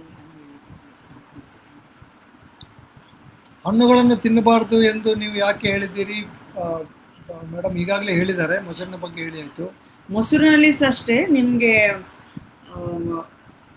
ಹೆಲ್ತ್ ಕಾನ್ಸೆಪ್ಟಿಗೆ ಒಂದು ಬೇಕಿದ್ರೆ ಒಂದು 2 ಚಮಚ 3 ಚಮಚ ತುಂಬ ಹುಳಿ ಮೊಸರು, ಈ ಹುಳಿ ಎಷ್ಟಿರ್ತದೋ ಅಷ್ಟರಲ್ಲಿ ಪ್ರೋಬಯೋಟಿಕ್ ಜಾಸ್ತಿ ಇರ್ತದೆ, ಅದನ್ನು ತಗೊಳ್ಬೋದು ವಿನ, ಅದು ನಿಮ್ಮ ಅಡಿಗೆಗೆ ಉಪಯೋಗ ಮಾಡೋದು 2 ಚಮಚ 3 ಚಮಚ ತಗೊಳ್ಬೋದು ವಿನ ಅದಕ್ಕಿಂತ ಜಾಸ್ತಿ ಸೇವಿಸೋದು ಒಳ್ಳೆಯದಲ್ಲ. ದಿನೇಶ್ ಕುಮಾರ್ ಕೇಳ್ತಾರೆ, ಪ್ರೋಟೀನ್ ಸಪ್ಲಿಮೆಂಟ್, ಅವರೊಂದು ಕಂಪನಿ ಹೆಸರು ಬರೆದಿದ್ದಾರೆ, ABCD, good are required, and about rice, red rice helpful in controlling diabetes, which variety of rice has low glycemic index. ಈ A B C D protein ಸಪ್ಲಿಮೆಂಟ್ಗಳು ಯಾವುದನ್ನು ಕೂಡ ನೀವು ನಿಸರ್ಗ ಸಹಜ ಆಹಾರದ ಜೊತೆಗೆ ಹೋಲಿಕೆ ಮಾಡೋದಕ್ಕೆ ಸಾಧ್ಯವೇ ಇಲ್ಲ. ನೋಡಿ, ಒಂದು ಡಬ್ಬ ಎ ಬಿ ಸಿ ಡಿ ಪ್ರೋಟೀನ್ನಲ್ಲಿ 100 ಗ್ರಾಮಿನ ಡಬ್ಬದಲ್ಲಿ ಇರೋದು 30 ರಿಂದ 40 ಗ್ರಾಮ್ ಪ್ರೋಟೀನು. ಆ 100 ಗ್ರಾಮಿನ ಡಬ್ಬಕ್ಕೆ ನೀವು 200 ರೂಪಾಯಿ ಬೆಲೆ ಕೊಡ್ತೀರಿ. ಈ 30-40 ಗ್ರಾಮ್ ಪ್ರೋಟೀನ್ ನಿಮಗೆ 4 ಅಥವಾ 5 ಮೊಟ್ಟೆ, ಒಂದು ಮೊಟ್ಟೆಯಲ್ಲಿ 6 ಗ್ರಾಮ್ ಇದೆ. ನೀವು ಲೆಕ್ಕ ಹಾಕಿ ಎಷ್ಟು ಮೊಟ್ಟೆ ಬೇಕು ಅಂತ. ಸೊ 5-6 ಮೊಟ್ಟೆ ತಗೊಂಡ್ರೆ ನಿಮಗೆ ಇದಿಷ್ಟೇ ಸಿಗ್ತದೆ. 5-6 ಮೊಟ್ಟೆಗೆ ಎಷ್ಟು ಖರ್ಚಾಗ್ತದೆ? ಮತ್ತು 5-6 ಮೊಟ್ಟೆಯನ್ನು ಒಂದೇ ದಿನದಲ್ಲಿ ತಿನ್ಬೋದು. ಈ ಡಬ್ಬದ ಪ್ರೋಟೀನ್ ಮುಗಿಲಿಕ್ಕೆ 10 ದಿವಸ 15 ದಿವಸ ಬೇಕು. ಅದನ್ನು ಮತ್ತೆ ಹಾಕಲಿಕ್ಕೆ ಹಾಲು ಬೇಕು, ಇತ್ಯಾದಿ ಇದೆಲ್ಲ. ಅದರಿಂದ ಈ ಡಬ್ಬದ ಎ ಬಿ ಸಿ ಡಿ ಪ್ರೋಟೀನ್ಗಳಿಂದ ನಮ್ಮ ದೇಹಕ್ಕೆ ಬೇಕಾದ ಪ್ರೋಟೀನ್ಗಳು ಸಿಗುವುದಿಲ್ಲ. ಎರಡನೇದಾಗಿ ಅದರಲ್ಲಿ ಎಲ್ಲ ಪ್ರೋಟೀನಿನ ಮೂಲ ಇರೋದು ಹೆಚ್ಚಿನವರಲ್ಲಿ ವೇ ಪ್ರೋಟೀನ್ ಪ್ರೋಟೀನ್ ಮತ್ತು soya soya protein. Protein, whey protein ಅಂದ್ರೆ ಮಿಲ್ಕ್ ಪ್ರೋಟೀನ್ ಅದು ಪ್ರಾಣಿಜನ್ಯ ಹಾಲಿನ ಪ್ರೋಟೀನು. ಸೋಯಾ ಪ್ರೋಟೀನ್ ಬಗ್ಗೆ ಕೂಡ ಡಾಕ್ಟರ್ ಬಾಲಸರಸ್ವತಿ ಹೇಳಿದ್ರು. ಅದರಿಂದ ಇಂಥ ಡಬ್ಬದ ಪ್ರೋಟೀನ್ಗಳಿಂದ ನಿಸರ್ಗ ಸಹಜ ಪ್ರೋಟೀನ್ಗಳನ್ನೇ ತೆಗೆದು ಒಳ್ಳೆಯದು. ಈ ಥರ ಈ ಸಪ್ಲಿಮೆಂಟ್ ಐಡಿಯಲಿ ನಾವು ಯಾರಿಗೆ ರೆಕಮೆಂಡ್ ಮಾಡ್ತಾರೆ, ಈ ತುಂಬ ಏಜ್ ಆದವರು ಮತ್ತು ಟರ್ಮಿನಲಿ ಇಲ್ ಪೇಷಂಟ್ಸ್, ಅವರಿಗೆ ಆಹಾರ ಬಾಯಿಂದ ತಗೊಳ್ಳಿಕ್ಕಾಗದಿದ್ದಾಗ ಟ್ಯೂಬಿನ ಮೂಲಕ, that is total parental nutrition ಅಂತ ಹೇಳ್ತೇವೆ, ಟ್ಯೂಬಿನ ಮೂಲಕ ಆಹಾರ ಕೊಡುವ ಪರಿಸ್ಥಿತಿ ಬಂದಾಗ ಇಂಥ ಸಪ್ಲಿಮೆಂಟ್ಸ್ ಹೆಲ್ಪ್ ಆಗ್ಬೋದು. ಆರೋಗ್ಯಕರ ಇರುವವರು ಮತ್ತು ಹಲ್ಲು ಗಟ್ಟಿ ಇದ್ದವರಿಗೆ, ಅದು ತಿನ್ನುವವರಿಗೆ ನ್ಯಾಚುರಲ್ ಸೋರ್ಸ್ ಆಫ್ ಪ್ರೋಟೀನನ್ನೇ ತಿನ್ನೋದು ಒಳ್ಳೆಯದು. ರೆಡ್ ರೈಸ್ ಅಂದರೆ ಕುಚ್ಚಲಕ್ಕಿ, ಕೆಂಪಕ್ಕಿಯಿಂದ ಸಕ್ಕರೆ ಕಾಯಿಲೆ ನಿಯಂತ್ರಣ ಮಾಡ್ಬೋದಾ? Red rice also is glucose only, but compared to glycemic index of boiled rice, parboiled rice is comparatively less compared to your white rice, that is polished rice. So, but it is finally going to be sugar only. It should be moderated. Diabetes ಇದ್ದವರು ಎಲ್ಲ ಧಾನ್ಯಗಳನ್ನು ತ್ಯಜಿಸುವುದೇ ಒಳ್ಳೆಯದು. ನಿಮಗೆ diabetes ನಿಯಂತ್ರಣ ಆದರೆ ನೀವು ಈಗಾಗಲೇ ಮಾತ್ರೆಗಳನ್ನು ತಗೊಳ್ತಾ ಇದ್ದರೆ ಅದನ್ನು ಹೇಳಿಬಿಡ್ತೇನೆ ನಾನು, ಯಾಕಂದ್ರೆ ನಾವಿದು ಹೀಗೆ ಸಾರ್ವಜನಿಕವಾಗಿ ಕಾರ್ಯಕ್ರಮ ಮಾಡ್ತಾ ಇದ್ದೇವೆ. ಈಗಾಗಲೇ ಸಕ್ಕರೆ ಸಕ್ಕರೆಯನ್ನು ನಿಯಂತ್ರಣ ಮಾಡೋ ಔಷಧಿಗಳನ್ನು ತಗೊಳ್ತಾ ಇದ್ದವರು ಆಹಾರವನ್ನು ಬದಲಿಸುವುದಿದ್ದರೆ ನಿಮ್ಮ ಮಾತ್ರೆಯ ಅಂಶ ಪ್ರಮಾಣವನ್ನು ನೀವು ಬದಲಿಸಬೇಕಾಗ್ತದೆ, ಕಡಿಮೆ ಮಾಡಬೇಕಾಗ್ತದೆ ಅಥವಾ ನಿಲ್ಲಿಸಬೇಕಾಗ್ಬೋದು. ಅದರಿಂದ ದಯವಿಟ್ಟು ವೈದ್ಯರ ಸಲಹೆಯನ್ನು ಪಡೆದುಕೊಂಡೇ ಅದನ್ನು ಮಾಡಿ. ಯಾಕಂದರೆ ನೀವು ಮಾತ್ರೆಯನ್ನೇ ಈಗ ತಗೊಳ್ಳೋ ಮಾತ್ರೆಯನ್ನು ತೆಗೆದುಕೊಂಡು ಒಮ್ಮೆಂದೊಮ್ಮೆಗೆ ನೀವು ಆಹಾರವನ್ನು ಬದಲಿಸಿದರೆ ಸಕ್ಕರೆಯಲ್ಲಿ ತುಂಬ ಕುಸಿತ ಆಗ್ಬೋದು. ಅದರಿಂದ ಆ ಎಚ್ಚರಿಕೆ ವಹಿಸಿಕೊಳ್ಳಿ. Cow milk is not good. Which animals milk is recommended? ಯಾವ ಪ್ರಾಣಿಯೂ ಇಲ್ಲ. ನಮ್ಮ ತಾಯಿಯ ಹಾಲಷ್ಟೇ ಮಗುವಿಗೆ ಅತ್ಯಮೂಲ್ಯವಾದಂಥ ಅದ್ಭುತವಾದಂಥ ಆಹಾರ. ಅದು ಮೊದಲ ಮಗುವಿನ 2-2.5 ವರ್ಷ ವಯಸ್ಸಿನವರೆಗೆ. ಆ ನಂತರ ನಮ್ಮ ದೇಹಕ್ಕೆ ಹಾಲಿನ ಅಗತ್ಯ ಇಲ್ಲವೇ ಇಲ್ಲ. ಯಾವ ಪ್ರಾಣಿಯ ಹಾಲನ್ನು ಕೂಡ ನಾವು ಕುಡಿಯುವ ಅಗತ್ಯ ಇಲ್ಲ, ಅಥವಾ ಹಾಲಿನ ಉತ್ಪನ್ನಗಳನ್ನು ಕೂಡ. ಅದೇ ಡಾಕ್ಟರ್ ಬಾಲಸರಸ್ವತಿ ಹೇಳಿದರೆ ಬೆಣ್ಣೆ ಮತ್ತು ತುಪ್ಪ, ಮುಖ್ಯವಾಗಿ ತುಪ್ಪ, ಅದನ್ನಷ್ಟು ಬಿಟ್ಟು ಬೇರೆ ಯಾವುದನ್ನು ಸೇವಿಸಬಾರದು.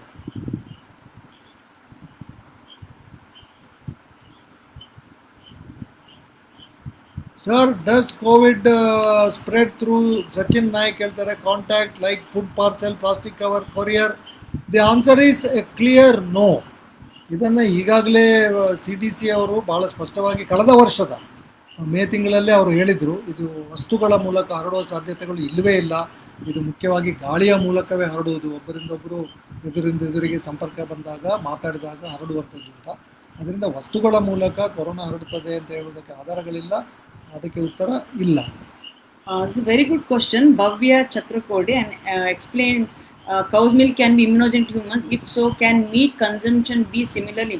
So actually, meat protein is different from cow's milk protein. And cow's milk, it gets hydrolyzed quickly from our intestine, and it's actually, yeah, it is more of a functional, I said, and it also contains not just protein part we should be worrying about the milk. Milk also contains what we call as microsomal RNAs. These microsomal RNAs are the one which will cause a lot of damage when they react with our own RNAs. So in that way, meat protein is just a protein. It's only what we get is amino acids. But compared to your milk protein, meat protein is not easily hydrolyzed. So it's not doesn't reach the peak like your milk protein, and the amount of what we call as branch chain amino acids, Basically, milk and meat protein contains branched chain amino acids, what we call. So cow's milk, it is easily available. Meat, it is not easily available, and it takes more time to get hydrolyzed, and it also less compared to what is present in the milk. Dr. Ravichandra Karkal, thank you, Dr. Ravi, being with us. Is it good to recommend cashew nuts as a source of PUFA? Is it a good choice considering it is calorie rich? Yes, we eat Lot of a lot cashew of nuts. cashews. It is something like our Staple food. staple food. It is mainly monounsaturated fatty acids in cashew and lot of minerals and fat soluble vitamins. Of course, it's calorie rich, so you can't eat more than say a fistful because you feel very satiated. So your body, see, ಅದು doctor Ravichandra ಕೇಳಿದ್ದೇನೆಂದರೆ ಗೋಡಂಬಿಯನ್ನು ತುಂಬ ತಿನ್ನೋದ್ರಿಂದ ಏನಾದರೂ ಸಮಸ್ಯೆ ಆಗೋಲ್ವ, ಯಾಕಂದರೆ ಅದರಲ್ಲಿ ತುಂಬ calorie ಇದೆ ಅಂತ. ಈ ನಿಸರ್ಗ ಸಹಜ ಆಹಾರಗಳೇನಿದೆ, ಅದು ಗೋಡಂಬಿ ಇರ್ಬೋದು ಅಥವಾ ಬಾದಾಮಿ ಅಂತ ಬೀಜ ಇರ್ಬೋದು, ಮೀನು ಮಾಂಸ ಮೊಟ್ಟೆ ಇರ್ಬೋದು ಅಥವಾ ತರಕಾರಿಗಳಿರ್ಬೋದು, ಇವುಗಳು ನಮ್ಮ ದೇಹಕ್ಕೆ ಪರಿಚಯ ಇದೆ. ನಮ್ಮ ದೇಹದಲ್ಲಿ ಎಷ್ಟು ಸುಂದರವಾಗಿದೆ ಮನುಷ್ಯನ ಶರೀರ ಅಂತಂದರೆ, ನಾವು ತಿನ್ನುವ ನಿಸರ್ಗ ಸಹಜ ಆಹಾರಗಳ ಪಟ್ಟಿ ನಮ್ಮ ಮೆದುಳೊಳಗೆ ಹುಟ್ಟುವಾಗಲೇ ಬಂದಿರ್ತದೆ, ಏನೋ ಸಾಫ್ಟ್ವೇರ್ ಬಂದಿರುತ್ತೆ. ಸೊ ನೀವು ಈ ಆಹಾರವನ್ನು ತಿಂದ ತಕ್ಷಣ ಅದು ಎಷ್ಟು ತಿಂದಿದ್ದೀರಿ, ಏನು ತಿಂದಿದ್ದೀರಿ ಅನ್ನೋದು ನಮ್ಮ ದೇಹಕ್ಕೆ, ನಮ್ಮ ಮೆದುಳಿಗೆ ಗೊತ್ತಾಗ್ಬಿಡ್ತದೆ. ಅಗತ್ಯಕ್ಕಿಂತ ಹೆಚ್ಚು ಅದನ್ನು ತಿನ್ನೋದಕ್ಕೆ ನಮ್ಮ ಮೆದುಳು ಬಿಡೋದಿಲ್ಲ. ತೃಪ್ತಿ ಆಗ್ತದೆ, ನೀವು ತಿನ್ನೋದನ್ನು ನಿಲ್ಲಿಸಿ ಬಿಡ್ತೀರಿ. ಆದರೆ ಯಾವುದು ಹೊಸ ಆಹಾರಗಳಿದೆ, ಆಧುನಿಕ, ಇದು ಇನ್ನೊಂದು ಸಮಸ್ಯೆ ಇವತ್ತು ಆಗ್ತಾ ಇರೋದು. ಈ ಆಧುನಿಕ ಆಹಾರಗಳ ಪರಿಚಯ ನಮ್ಮ ಈ ವ್ಯವಸ್ಥೆಗೆ ಇಲ್ಲ, ಅದು ಕಲಿತೇ ಇಲ್ಲ, ನೋಡಿಯೇ ಇಲ್ಲ. ಇದೆಲ್ಲ ವ್ಯವಸ್ಥೆ ತಯಾರಾಗಿರೋದು 2 ಲಕ್ಷ ವರ್ಷಗಳ ಹಿಂದೆ.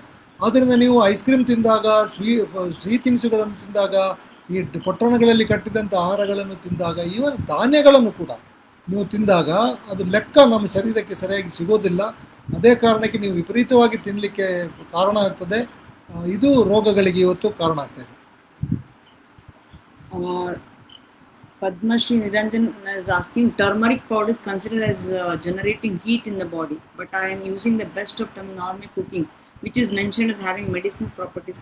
Is this fine? Turmeric is basically contains curcumin. It's supposed to have an antioxidant property. So whatever we use in cooking is fine. So we don't have to take in excess for the benefit effect of the curcumin.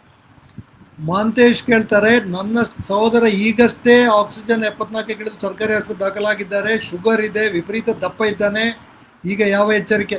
Mantesh, ಖಂಡಿತವಾಗಿ ಈ ಕೂಡಲೇ ಅವರಿಗೆ ನಾವು ಹೇಳಿದಂಥ ಏನು ಆಹಾರದ ಕ್ರಮ ಇದೆ ಇದನ್ನು ಆರಂಭಿಸಿ, ಸಕ್ಕರೆ ಧಾನ್ಯಗಳನ್ನು ಕೂಡ ದಯವಿಟ್ಟು ಅವರಿಗೆ ನಿಲ್ಲಿಸಿ, ಕೇವಲ ತರಕಾರಿ, ಅದರ ಸೂಪ್ಗಳು, ಮೀನು ಮಾಂಸ ಮೊಟ್ಟೆ ಮತ್ತು ಬೀಜಗಳು ಇವುಗಳಷ್ಟನ್ನೇ ಅವರಿಗೆ ಕೊಡಿ.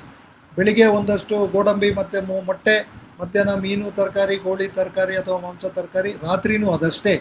ಇದು ನಾನು ಚಿಕಿತ್ಸೆ ನೀಡುವ ಎಲ್ಲರಿಗೂ ಕೂಡ ಇದೇ ಆಹಾರದ ಕ್ರಮವನ್ನು ನಾನು ಆಸ್ಪತ್ರೆಯಲ್ಲಿ ಕೊಡಿಸ್ತೇನೆ. ತುಂಬ ಸಹಾಯ ಆಗ್ತದೆ, ಸಕ್ಕರೆ ನಿಯಂತ್ರಣವು ಸುಲಭ ಆಗ್ತದೆ, ರೋಗದಿಂದ ವಾಸಿಯಾಗೋದಕ್ಕೂ ನೆರವಾಗದೆ. ಇದು ಈ ಕ್ಷಣದಿಂದಲೇ ಇದನ್ನು ಬದಲಿಸಲಿಕ್ಕೆ ಹೇಳಿ. ಗರ್ಭಿಣಿಯರು ಈ ಸಂದರ್ಭದಲ್ಲಿ ಸಂಪೂರ್ಣವಾಗಿ ಸಕ್ಕರೆ ಮತ್ತು ಹಣ್ಣುಗಳನ್ನು ತಿನ್ನದೇ ಇರುವುದು ಉಚಿತವೇ? ಈ ಸಂದರ್ಭದಲ್ಲಿ ಮಾತ್ರ ಅಲ್ಲ, ಎಲ್ಲ ಸಂದರ್ಭಗಳಲ್ಲಿ ಗರ್ಭಿಣಿಯರು ಸಕ್ಕರೆ, ಸಿಹಿ ತಿನಿಸುಗಳು, ವಿಪರೀತವಾದ ಧಾನ್ಯಗಳನ್ನು ಮತ್ತು ಹಾಲು, ಏನು ಗರ್ಭಿಣಿಯರಿಗೆ ಇವತ್ತು ಕುಡಿಸ್ತಾ ಇದ್ದಾರೆ, ನೀವು ಹಾಲು ಕುಡಿಯೋದಿದ್ರೆ ನಿಮಗೆ ಹಾಲು ಆಗೋದಿಲ್ಲ ಅಂತ ಏನು ಹೇಳುವಂಥ ಇದನ್ನೆಲ್ಲ ಇವತ್ತು ಹೇಳ್ತಾ ಇದ್ದಾರೆ. ಇವು ಎಲ್ಲವೂ ಕೂಡ ಗರ್ಭಿಣಿಯರಲ್ಲಿ ಸಮಸ್ಯೆಯನ್ನೇ ಉಂಟು ಮಾಡ್ತದೆ. ಅದರಿಂದ ಖಂಡಿತವಾಗಿ ಇದನ್ನು ನಾವು ಭಾಳ ಸ್ಪಷ್ಟವಾಗಿ ಹೇಳ್ತಾ ಇದ್ದೇವೆ. ಇದರ ಬಗ್ಗೆ ಯಾರು ಬೇರೆ ಏನು ಹೇಳಿದರೂ ಕೂಡ ಇದು ನೋಡಿ, ಸಣ್ಣ ಉದಾಹರಣೆ ನಾನು ಕೊಡ್ತೇನೆ. ಇವತ್ತು ಒಂದು 20 ವರ್ಷ 30 ವರ್ಷದ ಕೆಳಗೆ ಹುಟ್ಟುವ ಮಕ್ಕಳ ಸರಾಸರಿ ತೂಕ 2.5 ರಿಂದ 3.25 ಕಿಲೋ ಇರ್ತಾಯಿತ್ತು. ಸಿಸೇರಿಯನ್ನ ಸಂಖ್ಯೆ ಕಡಿಮೆ ಆಗ್ತಾಯಿತ್ತು, ಅಂದರೆ ಕಡಿಮೆ ಇರ್ತಾಯಿತ್ತು, ಯಾಕಂದರೆ ಸಹಜವಾದ ಹೆರಿಗೆ ಆಗ್ತಾಯಿತ್ತು. ಈಗ ಕಳೆದ 10-20 ವರ್ಷಗಳಿಂದ ನಾವು ಗರ್ಭಿಣಿಯರಿಗೆ ವಿಪರೀತವಾದ ಹಣ್ಣನ್ನು, ಸಕ್ಕರೆಯನ್ನು, ಹಾಲನ್ನು ವಿಪರೀತವಾಗಿ ತಿನ್ನಿಸ್ತಾ ಇರೋದ್ರಿಂದ ಹುಟ್ಟುವ ಮಕ್ಕಳ ಸರಾಸರಿ ತೂಕವೇ 3.5-4 ಕಿಲೋ ಎಲ್ಲ ಆಗಿದೆ. ಅಂದರೆ ಹುಟ್ಟುವಾಗಲೇ ಆ ಮಗು 1-1.5 ಕಿಲೋದಷ್ಟು ತೂಕವನ್ನು ಹೆಚ್ಚಿಸಿಕೊಂಡು ಬೊಜ್ಜನ್ನು ಪಡ್ಕೊಂಡೇ ಮಗು ಹುಟ್ಟುತ್ತದೆ. ಆದರೆ ಆ ಮಗುವಿಗೆ ಸಹಜ ಹೆರಿಗೆ ಕಷ್ಟ ಆಗ್ತದೆ, ಅದರ ಗಾತ್ರ ದೊಡ್ಡದಿರುವುದರಿಂದ. ಸೊ ಸಿಸೇರಿಯನ್ ಮಾಡಬೇಕಾಗ್ತದೆ. ಮತ್ತೆ ಹಾಗೆ ಹುಟ್ಟಿದ ಮಕ್ಕಳು, ಅವರ ಹಸಿವು ಜಾಸ್ತಿ ಇರ್ತದೆ.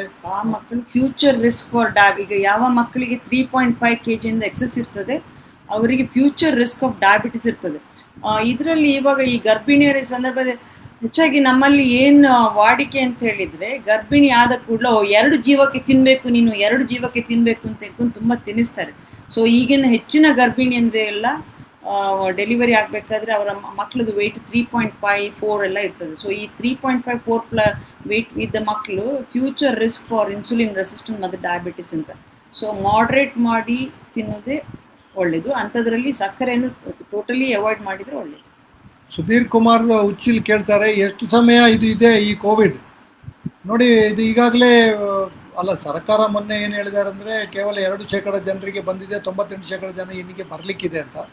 ಆದರೆ ಇದು ಬಹುಶಃ ಸರಿಯಾದ ಮಾಹಿತಿ ಅಲ್ಲ. ಯಾಕಂದರೆ ಇದೇ ಸರ್ಕಾರ, ರಾಜ್ಯ ಸರ್ಕಾರ ಕೂಡ ಮೊನ್ನೆನೂ ನಾವು ಅದನ್ನು ಚರ್ಚಿಸಿದೆವು. ಡಿಸೆಂಬರ್ ವೇಳೆಗೆ 40% ಜನರಿಗೆ ಬಂದು ಹೋಗಿದೆ ಕನಿಷ್ಠ ಪಕ್ಷ, ಜಾಸ್ತಿಯೇ ಇರ್ಬೋದು. ಈಗ ಇನ್ನೊಂದು 20-25% ಜನರಿಗೆ ಬಂದಿದೆ. ಆದ್ದರಿಂದ ಈ ವರ್ಷದ ಕೊನೆಯ ವೇಳೆಗೆ ಬಹುತೇಕ ಇದು ಕಡಿಮೆ ಆಗಲಿದೆ. ಯಾರೂ ಕೂಡ ಅದರ ಬಗ್ಗೆ ಗಾಬರಿ ಆಗಬೇಕಾಗಿಲ್ಲ. ಹೋದ ವರ್ಷ ಅವರ ಲೆಕ್ಕಾಚಾರದ ಪ್ರಕಾರ ಫೆಬ್ರವರಿಯಲ್ಲಿ 70% ಜನರಿಗೆ ಬಂದಿರಬೇಕಾಗಿತ್ತು. ನಾವು ಬಹುಶಃ ಇದು ಆಗ್ಬೋದು ಅಂತ ಕೆಲವರು ಅಂದುಕೊಂಡಿದ್ದೆವು. ಆದರೆ ಅದು ಎಲ್ಲಿಯೋ ಲೆಕ್ಕ ಸ್ವಲ್ಪ ತಪ್ಪಿದೆ. ಅದು ಏನು ಮ್ಯಾಥಮೆಟಿಕಲ್ ಮಾಡೆಲಿಂಗ್ ಕೇಂದ್ರ ಸರ್ಕಾರದ ವಿಜ್ಞಾನ ತಂತ್ರಜ್ಞಾನ ಇಲಾಖೆ ಮಾಡಿತ್ತು, ಅದರಲ್ಲಿ ಏನೋ ಬಹುಶಃ ಆ ರೀತಿ ಆಗಿಲ್ಲ. 40-42% ಅಂತ ಸೀರೋ ಸರ್ವೆಗಳಲ್ಲಿ ಕಂಡು ಬಂದಿರುವುದರಿಂದ, ಈಗ ಎರಡನೇ ಅಲೆಯಲ್ಲಿ ಇನ್ನೊಂದು 20-25% ಜನರಿಗೆ ಬಂದಿರುವುದರಿಂದ ಬಹುಶಃ ಈ ವರ್ಷದ ಅಂತ್ಯಕ್ಕೆ ಇದು ಖಂಡಿತಕ್ಕೂ ಇದು ಕಡಿಮೆ ಆಗಿದೆ. ಅಂತೂ ಯಾರ್ಯಾರಿಗೆ ಕೊರೋನಾ ಬಂದಿಲ್ಲ, ಒಂದಲ್ಲ ಒಂದು ದಿನ ಅವರಿಗೆ ಇದು ಬರುವ ಸಾಧ್ಯತೆ ಇದ್ದೇ ಇದೆ. ಆದರೆ ಈ ರೀತಿ ಆಹಾರದ ಕ್ರಮವನ್ನು ಮಾಡಿಕೊಂಡ್ರೆ ಸೂರ್ಯ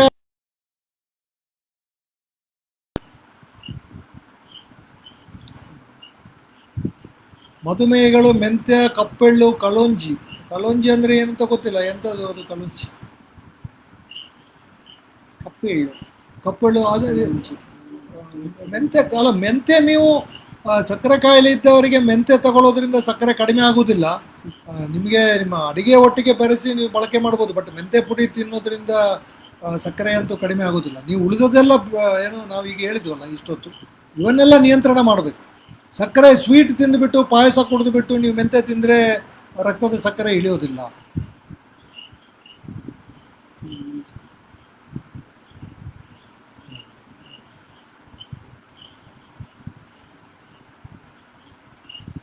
ಅಳಿಲು, ನರಿ, ಅಡವಿ ಪ್ರಾಣಿಗಳನ್ನು ತಿನ್ನುತ್ತಿದ್ದರೆ ಏನೂ ಆಗುವುದಿಲ್ವಾ ಸರ್? ಅಲೆಮಾರಿ ಜನ ಜಾಸ್ತಿ ತಿನ್ನುತ್ತಾರೆ. ಶಿವರಾಜ್, ತುಂಬ ಒಳ್ಳೆಯ ಪ್ರಶ್ನೆ ನೀವು ಕೇಳಿದ್ದೀರಿ. ಇದನ್ನು ಕೂಡ ನಾನು ಮೊನ್ನೆ ಇನ್ನೊಂದು ವೆಬಿನಾರ್ನಲ್ಲಿ ನಾನು ಪ್ರಸ್ತಾಪ ಮಾಡಿದ್ದೆ, ಆದರೆ ಅದರ ಬಗ್ಗೆ ಹೆಚ್ಚೇನು ಚರ್ಚೆ ಆಗಿಲ್ಲ. ನೋಡಿ, ಸುಮಾರು 3000 ವರ್ಷಗಳ ಹಿಂದೆ ಬರೆದಿರುವ ಚರಕ ಸಂಹಿತೆಯಲ್ಲಿ 160ಕ್ಕಿಂತಲೂ ಹೆಚ್ಚು ಬಗೆಯ ಪ್ರಾಣಿಗಳನ್ನು, ಪಕ್ಷಿಗಳನ್ನು, ಜಲಚರಗಳನ್ನು, ಮೊಟ್ಟೆಗಳ ಬಗ್ಗೆ ಪ್ರಸ್ತಾಪ ಇದೆ. ಅದರ ಒಳಿತು ಕೆಡುಕುಗಳ ಪ್ರಸ್ತಾಪ ಇದೆ. ಅಂದರೆ ಆ ಕಾಲದಲ್ಲಿ ಇವನ್ನೆಲ್ಲರೂ ಭಾರತೀಯರು ತಿಂತಾ ಇದ್ರು ಅಂತ ಆಯಿತು. ಉಳಿದ ವಿಷಯ ಚರ್ಚೆಗೆ ನಾನು ಹೋಗೋದಿಲ್ಲ. ಅಂದರೆ ಆ 2-3 ಸಾವಿರ ವರ್ಷಗಳ ಹಿಂದೆ ಇವನ್ನೆಲ್ಲ ಭಾರತೀಯರು ತಿಂತಾ ಇದ್ರು. ಈಗ ಬೇಟೆಯಾಡೋದನ್ನು ನಿಷೇಧಿಸಲಾಗಿದೆ, ಮತ್ತು ಇತ್ಯಾದಿ ಕಾರಣಗಳಿಂದ. ಮತ್ತು ನಾವು ಕೃತಕವಾಗಿ ಪ್ರಾಣಿ ಪಕ್ಷಿಗಳನ್ನು ಸಾಕಿ ಇವತ್ತು ಮಾಂಸಕ್ಕಾಗಿಯೇ, ಮೊಟ್ಟೆಗಾಗಿಯೇ ನಾವು ಸಾಕ್ತಾ ಇರೋದ್ರಿಂದ ಅವನ್ನೇ ನಾವು ನೆಚ್ಚಿಕೊಳ್ಳುವಂತಾಗಿದೆ. ನಮ್ಮ ಆಹಾರದ ಆಯ್ಕೆಗಳು ಸೀಮಿತ ಆಗಿವೆ. ಆದರೆ ಇವತ್ತು ಕೂಡ ಬಹಳಷ್ಟು ಅಲೆಮಾರಿ ಜನಾಂಗದವರಿದ್ದಾರೆ. ನಾಯಿಯನ್ನು ತಿನ್ನುವಂಥ ಶೊಪಚರಿದ್ದಾರೆ, ಇಲಿಯನ್ನು ತಿನ್ನುವಂಥ ಮುಷಿಯಾರ್ಗಳಿದ್ದಾರೆ. ಇವರೆಲ್ಲ ನಮ್ಮ ದೇಶದಲ್ಲಿ ಇವಾಗಲೂ ಇದ್ದಾರೆ. ಉತ್ತರ ಏನು ನೀವು ಈಶಾನ್ಯ ಭಾರತ, ನಾರ್ತ್ ಈಸ್ಟ್ ಇಂಡಿಯಾಕ್ಕೆ ಹೋದರೆ ಅಲ್ಲಿ ಹಾವನ್ನು ತಿಂತಾರೆ. ನೀವು ಆಗ್ನೇಯ ಏಷ್ಯಾಕ್ಕೆ ಹೋದರೆ ಅಲ್ಲಿ ನೀವು ಅಲ್ಲಿನ ಮಾರುಕಟ್ಟೆಗಳಿಗೆ ಹೋದರೆ ಏನು ಕೀಟಗಳಿವೆ, ಜಿರಳೆ ಇರ್ಬೋದು ಅಥವಾ ಇತರ ಕೀಟಗಳಿರ್ಬೋದು, ಇವನ್ನೆಲ್ಲ ತಿಂತಾರೆ. ಆದ್ದರಿಂದ ಮನುಷ್ಯ ಬೇರೆ ಪ್ರಾಣಿಗಳಿಗಿಂತ ಯಾಕೆ ಹೆಚ್ಚು ಸಬಲ ಅಂತಂದರೆ, ಡಾರ್ವಿನ್ ಹೇಳಿದ್ದು survival of the fittest, strongest ಅಂತ ಹೇಳಿಲ್ಲ. ಬಲಿಷ್ಠ ಅಂತಲ್ಲ, ಯಾರು ಸಬಲವಾಗಿದ್ದಾನೆ ಅವನು ಉಳಿತಾನೆ.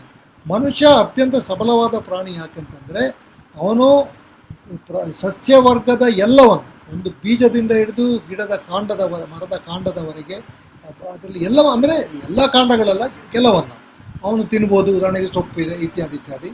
ಅದೇ ರೀತಿ ಪ್ರಾಣಿಗಳಲ್ಲಿ ಸಣ್ಣ ಹುಳುಗಳಿಂದ ಹಿಡಿದು, ಲಾರ್ವಾದಿಂದ ಹಿಡಿದು ಆನೆಯವರೆಗೆ ಎಲ್ಲವನ್ನು ತಿಂದು ಜೀರ್ಣಿಸಿಕೊಳ್ಳುವ ಸಾಮರ್ಥ್ಯ ಮನುಷ್ಯನಿಗೆ ಇರುವ ಕಾರಣಕ್ಕೇ ಮನುಷ್ಯ ಇವತ್ತು ಅತ್ಯಂತ ಹೆಚ್ಚು ಸಂಖ್ಯೆಯ ಪ್ರಾಣಿಯಾಗಿ ಇವತ್ತು ಬೆಳೆದಿದ್ದಾನೆ.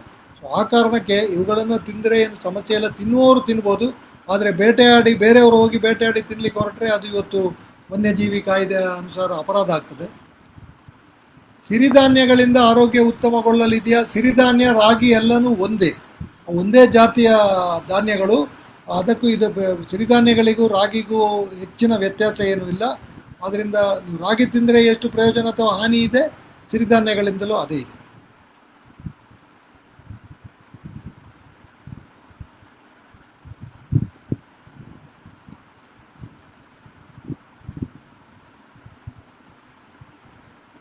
ವ್ಯಾಕ್ಸಿನ್ ಬಗ್ಗೆ ಹಲವು ಪ್ರಶ್ನೆಗಳಿದೆ, ಆದರೆ ಅದನ್ನು ಕಳೆದ ಬಾರಿ ನಾವು ಉತ್ತರಿಸಿದ್ದೇವೆ. ಇವತ್ತು ಮುಖ್ಯವಾಗಿ ನಾವು ಆಹಾರದ ಬಗ್ಗೆ ಮಾತಾಡ್ತಾ ಇರೋದ್ರಿಂದ ಇನ್ನೂ ಕೆಲವು ಪ್ರಶ್ನೆಗಳಿದೆ. 3ನೇ ಅಲೆ ಹೆಸರಲ್ಲಿ ಮಕ್ಕಳಲ್ಲಿ ಪೋಷಕರಲ್ಲಿ ಭಯ ಮೂಡಿದೆ. ಇತ್ತ ರಾಜ್ಯದ ಶಿಕ್ಷಣ ಸಚಿವ ಸುರೇಶ್ ಕುಮಾರ್ ಅವರು ಕೂಡ ಮೊನ್ನೆ ದಿನ ಮಾತಾಡಿ ಸಮಿತಿ ವರದಿ ಬಳಿಕವೇ ಆರಂಭಿಸುತ್ತೇವೆ ಎಂದು ಹೇಳಿದ್ದಾರೆ. ಮಕ್ಕಳು 3ನೇ ಅಲೆ ಕಾಡುತ್ತೆ ಅನ್ನೋದು ಎಷ್ಟು ನಿಖರ? ತಾರನಾಥ್, ನೀವು ಇದನ್ನು ಚರ್ಚಿಸಿದ್ದೀರಿ. ನಾನು ಕೂಡ 3 ಬಾರಿ ನಿಮ್ಮ ಜೊತೆ ಈ ಕಾರ್ಯಕ್ರಮದಲ್ಲಿ ಭಾಗವಹಿಸಿದ್ದೇನೆ. ಈ ಅಲೆಗಳಿಗೆ ಎಷ್ಟು ನೀವು 3, 4, 5 ಎಷ್ಟು ಬೇಕಾದರೂ ಸಂಖ್ಯೆಗಳನ್ನು ಕೊಡಿ. ಇವತ್ತು ಆ್ಯಕ್ಚುಲಿ ಒಂದು ವಾರ್ತಾಪತ್ರಿಕೆಯಲ್ಲಿ ಇದರ ಬಗ್ಗೆನೇ ಒಂದು ದೊಡ್ಡ ಸುದ್ದಿಯನ್ನು ಮಾಡಿದ್ದಾರೆ. ನೋಡಿ, ಅಂಕಿಅಂಶಗಳನ್ನು ನಾವು ಹೇಗೆ ಬೇಕಾದರೂ ತಿರುಚಲಿಕ್ಕೆ ಸಾಧ್ಯ ಇದೆ. ಅದರಲ್ಲಿ ಏನು ಹೇಳಿದ್ದಾರೆ ಅಂದರೆ, ಈ ಪತ್ರಿಕೆಯ ವರದಿಯಲ್ಲಿ ಈ ಬಾರಿ ಹೆಚ್ಚು ಮಕ್ಕಳಿಗೆ ಸಮಸ್ಯೆ ಆಗಿದೆ, ಹೆಚ್ಚು ಮಕ್ಕಳು ಏನು ಮೃತಪಟ್ಟಿದ್ದಾರೆ. ಆದರೆ ನೀವು ಇದನ್ನು ಕಳೆದ ಬಾರಿ ಆದ ಸೋಂಕುಗಳ ಒಟ್ಟು ಸೋಂಕುಗಳ ಸಂಖ್ಯೆಗೆ ಹೋಲಿಸಿದರೆ, ನೀವು ಅದನ್ನು ಕೂಲಂಕಷವಾಗಿ ನೋಡಿದರೆ ಹೋದ ಬಾರಿ ಏನಾಗಿತ್ತು ಅದೇ ಈ ಬಾರಿನೂ ಆಗಿತ್ತು. ಕಳೆದ ಬಾರಿನೂ. ಅದರಿಂದ ಮಾಧ್ಯಮಗಳು ವರದಿ ಮಾಡುವಾಗ ಕೂಡ ನೀವು ಯಾವ ಹಿತಾಸಕ್ತಿಗಳನ್ನು ಅಥವಾ ಯಾರ ಹಿತಾಸಕ್ತಿಗಳನ್ನು ಗಮನದಲ್ಲಿಟ್ಟು ವರದಿ ಮಾಡ್ತಾ ಇದ್ದೀರಿ ಅಂತ ಅನ್ನೋದು, ಅದನ್ನು ನಾವೆಲ್ಲರೂ ಇವತ್ತು ನೋಡಬೇಕಾಗಿದೆ. ಸರ್ಕಾರದ ಅಂಕಿಅಂಶಗಳನ್ನು ನೀವು ಏನು ತೆರೆದ ಮನಸ್ಸಿನಿಂದ ವೈಜ್ಞಾನಿಕವಾಗಿ ನೀವು ಪರಿಶೀಲನೆ ಮಾಡಿದರೆ, ಕಳೆದ ಏನು ಸೋ ಕಾಲ್ಡ್ ಮೊದಲನೇ ಅಲೆಯಲ್ಲಿ 20 ವರ್ಷಕ್ಕಿಂತ ಕೆಳಗಿನವರು 15% ಸೋಂಕಿತರಾಗಿದ್ದರೆ, 2ನೇ ಅಲೆಯಲ್ಲಿ ಕೂಡ 20 ವರ್ಷಕ್ಕಿಂತ ಕೆಳಗಿನವರು 15%ದಷ್ಟೇ ಸೋಂಕಿತರಾಗಿದ್ದಾರೆ. ಕಳೆದ ಬಾರಿಯೂ ಕೂಡ ಅತ್ಯಲ್ಪ ಸಂಖ್ಯೆಯಲ್ಲಿ ಮಕ್ಕಳಿಗೆ ಸಮಸ್ಯೆಗಳಾಗಿ ಅವರು ಮೃತಪಟ್ಟಿದ್ದರೆ, ಈ ಬಾರಿಯೂ ಕೂಡ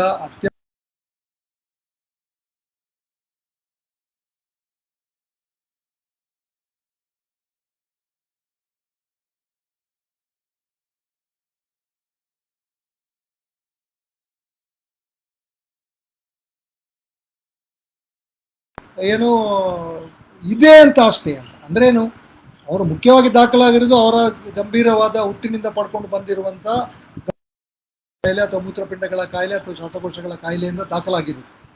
ಕೊರೋನಾ ಅವರಲ್ಲಿ ಮೂಗಿನಲ್ಲಿ ಕಟ್ಟಿ ಹಾಕಿ ಪರೀಕ್ಷೆ ಮಾಡಿರುವಾಗ ಕಂಡು ಬಂದಿರೋದಷ್ಟೇ. ಅದರಿಂದ ಈ ಸತ್ಯಗಳನ್ನು ಎಲ್ಲ ಮಾಧ್ಯಮಗಳು ಜನರ ಮುಂದೆ ಇಡಬೇಕು. ಕೊರೋನಾ ಸೋಂಕು ಮಕ್ಕಳಲ್ಲಿ ಯಾವ ಕಾರಣಕ್ಕೂ ಏನು ಗಂಭೀರವಾದ ಸೋಂಕು ಆಗುವುದಿಲ್ಲ. ಹೆಚ್ಚಿನ ಮಕ್ಕಳಲ್ಲಿ ರೋಗ ಲಕ್ಷಣಗಳೇ ಇರೋದಿಲ್ಲ. ರೋಗ ಲಕ್ಷಣಗಳು ಇದ್ದ ಮಕ್ಕಳಲ್ಲಿ 1-2 ದಿನದಲ್ಲಿ ಇದು ಹೋಗ್ತದೆ. ಇದೀಗ ಪ್ರತಿ ಮನೆಯ ಅನುಭವ ಕೂಡ. ಇವತ್ತು ರಾಜ್ಯದಲ್ಲಿ ಕೊರೋನಾ ಎಲ್ಲ ಹೆಚ್ಚಿನ ಮನೆಗಳಿಗೆ ಬಂದಿದೆ. ದೊಡ್ಡವರು, ವಯಸ್ಕರು ಆಸ್ಪತ್ರೆಗೆ ದಾಖಲಾಗಿ ಬೇಕಾಗಿ ಬಂದರೆ, ಮಕ್ಕಳು ಮನೆಯಲ್ಲಿ ಇದ್ಕೊಂಡು 1-2 ದಿನದಲ್ಲಿ ಯಾವ ಸಮಸ್ಯೆ ಇಲ್ಲದೆ ವಾಸಿಯಾಗಿದ್ದಾರೆ. ಅದರಿಂದ 3ನೇ ಅಲೆ ಬರ್ತದೆ, ಶಾಲೆಗಳನ್ನು ತೆರೆಯುವುದಿಲ್ಲ ಅಂತ ಹೇಳುವುದಕ್ಕೆ ಯಾವುದೇ ವೈಜ್ಞಾನಿಕ ಆಧಾರ ಇಲ್ಲ. ಇವತ್ತು ಜಗತ್ತಿನ ಎಲ್ಲ ದೇಶಗಳಲ್ಲಿ ಶಾಲೆಗಳನ್ನು ತೆರೆದಿದ್ದಾರೆ, ಬಹಳ ಮೊದಲೇ ತೆರೆದಿದ್ದಾರೆ, ಅವುಗಳು ನಡೀತಾ ಇವೆ.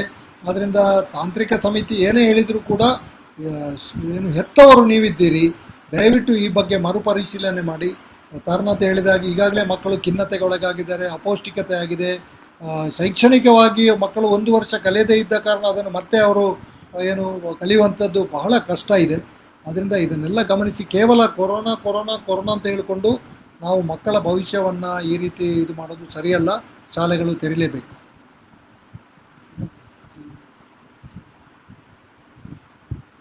ತೆಂಗಿನಕಾಯಿ ಶುಗರ್ ಇರುವವರು ಉಪಯೋಗಿಸಬಹುದಾ ಅಂತ ದಾಕ್ಷಾಯಿಣಿ ಕೇಳ್ತಾರೆ. ತೆಂಗಿನಕಾಯಿ ಉಪಯೋಗಿಸ್ಬೋದು, ಅದರಲ್ಲಿ ಮೇದಸ್ಸಿನ ಅಂಶ ಜಾಸ್ತಿ ಇದೆ. ಆದರೆ ಅದರಲ್ಲಿಯೂ ಸಕ್ಕರೆ ಇದೆ, ತೀರಾ ಸಕ್ಕರೆ ಇಲ್ಲವೇ ಇಲ್ಲ ಅಂತ ಹೇಳೋದಕ್ಕಾಗೋದಿಲ್ಲ.